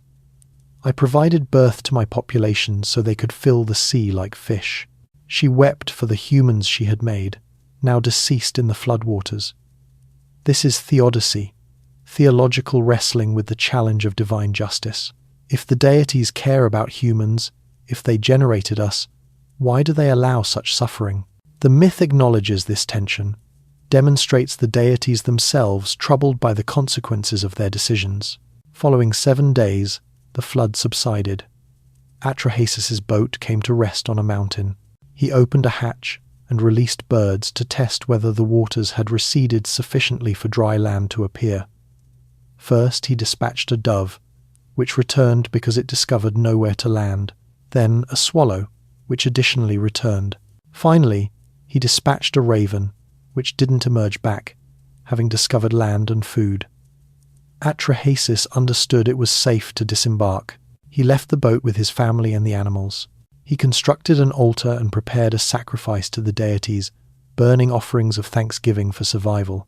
The smell of the sacrifice rose to the heavens, and the deities, who had been hungry and thirsty since the flood obliterated their worshippers, gathered like flies around the offering. They were desperate for the food and attention that only human worship furnished. Enlil arrived and was furious to discover that someone had survived. How did any man escape? No one was to survive the obliteration, he raged. Yet Enki confessed that he had cautioned Atrahasis, though he argued that wholesale obliteration had been wrong, that there should have been other manners to control population without eliminating everyone. A great debate ensued among the deities about what should be accomplished. They couldn't obliterate Atrahasis and his family now without losing their worshippers entirely. Yet they additionally couldn't allow humanity to multiply unchecked again, or the same challenge would recur. They required a permanent solution that would control population without demanding periodic genocides. Enki and Nintu devised such a solution, a series of mechanisms that would naturally limit population growth. The text states, in addition, let there be a third category among the populations. Let there be among the populations women who bear and women who do not bear. Let there be among the populations the Pashitu demon to snatch the baby from the lap of her who bore it. Establish high priestesses, establish votaresses, establish priestesses, and women consecrated to deities. Let them be taboo, and so cut down childbirth. In other terms, from now on, there would be infertility affecting some women who wanted children yet couldn't conceive. There would be infant mortality, babies perishing before they could grow to adulthood, snatched away by demons or disease. And there would be classes of women, priestesses devoted to the deities, who would be forbidden to marry or possess children, their reproductive capacity dedicated to religious service rather than population growth. These are all features of genuine existence that populations in the ancient world observed and that caused suffering and grief. Women who longed for children yet remained barren, mothers who lost infants to disease or accident, women who selected or were selected for religious service that precluded family existence. The myth doesn't state these things are beneficial. It states they're necessary, part of the solution the deities devised to allow humanity to continue while preventing overpopulation. This is theodicy, an attempt to explain and justify suffering, to make sense of why existence involves so much pain and loss. The Atrahasis states, these hardships serve a purpose, that without them, humanity would have been obliterated entirely. It's a cold comfort, yet it's meant to be comforting nonetheless. Your suffering isn't random or meaningless. It's part of a divine plan to guarantee humanity's long-term survival. Atrahasis himself was granted immortality and taken to exist at the mouth of the waterways in a distant paradise where he would dwell forever, removed from normal human existence. He had earned this reward by rescuing existence, by preserving the seed of humanity and animals when all else was obliterated. Yet he was additionally removed from the world, placed where he couldn't interfere with the new dispensation the deities had established. And therefore the Atrahasis epic concludes, having explained why humans exist, what our purpose is, why we must labor, why we suffer, why there are plagues and famines and floods, why some women can't possess children, why babies occasionally perish, why existence is difficult. It's a comprehensive theodicy, a theological system that addresses the biggest questions about human existence and suffering, questions that every culture has to grapple with in some manner. Now, what's absolutely crucial to comprehend is that nothing in the Atrahasis supports the ancient astronaut interpretation. The deities who generate humans are not extraterrestrials who require gold miners. They're divine beings who require agricultural laborers and temple servants. The labor humans are generated to accomplish is not mining, yet farming, canal excavating, civilization maintenance. The creation process doesn't involve genetic engineering laboratories, yet divine blood mixed with clay, a mythological account of how humans partake of both divine and earthly natures. The flood isn't dispatched because some alien mining operation is complete. It's dispatched because humans make excessive noise, a metaphor for population pressure and social chaos. The mechanisms placed in position following the flood to control population aren't genetic modification yet natural features of existence. Infant mortality, infertility, celibate priestesses, things that existed in the genuine world and that the myth explains. Interpreting this as an account of ancient astronauts demands ignoring what the text genuinely states and replacing it with contemporary science fiction concepts that possess no basis in the source material. It's a fundamental misreading, whether deliberate or through ignorance, that distorts and obscures the genuine significance and purpose of these sophisticated theological texts. Thank you for watching, and until next time, keep questioning, keep acquiring knowledge, and keep seeking truth in the ancient past.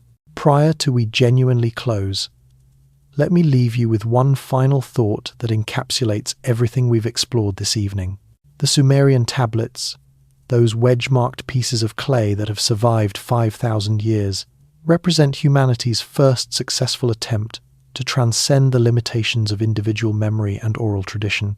They are, in the most literal manner, voices from the distant past, articulating directly to us, unfiltered by centuries of reinterpretation. When we examine them honestly, when we engage with what they genuinely state rather than what we wish they stated, they reveal a civilization of extraordinary sophistication, of populations who thought deeply about the biggest questions of existence, who generated intricate theological systems to explain their world, who constructed urban centers and irrigation networks, and legal codes that shaped all subsequent civilizations in that territory and beyond. They don't require to be about ancient aliens to be significant, fascinating, or meaningful. The genuine narrative of the Sumerians, the genuine achievements of these ancient populations, the authentic insights preserved in their myths and literature, these are more than sufficient. They are everything we require to comprehend our shared human heritage, to appreciate the long voyage of civilization, to connect with ancestors who faced the same existential questions we still grapple with today. That's the genuine revelation of the Sumerian tablets, and it's a revelation worth preserving, protecting, and sharing with accuracy and respect.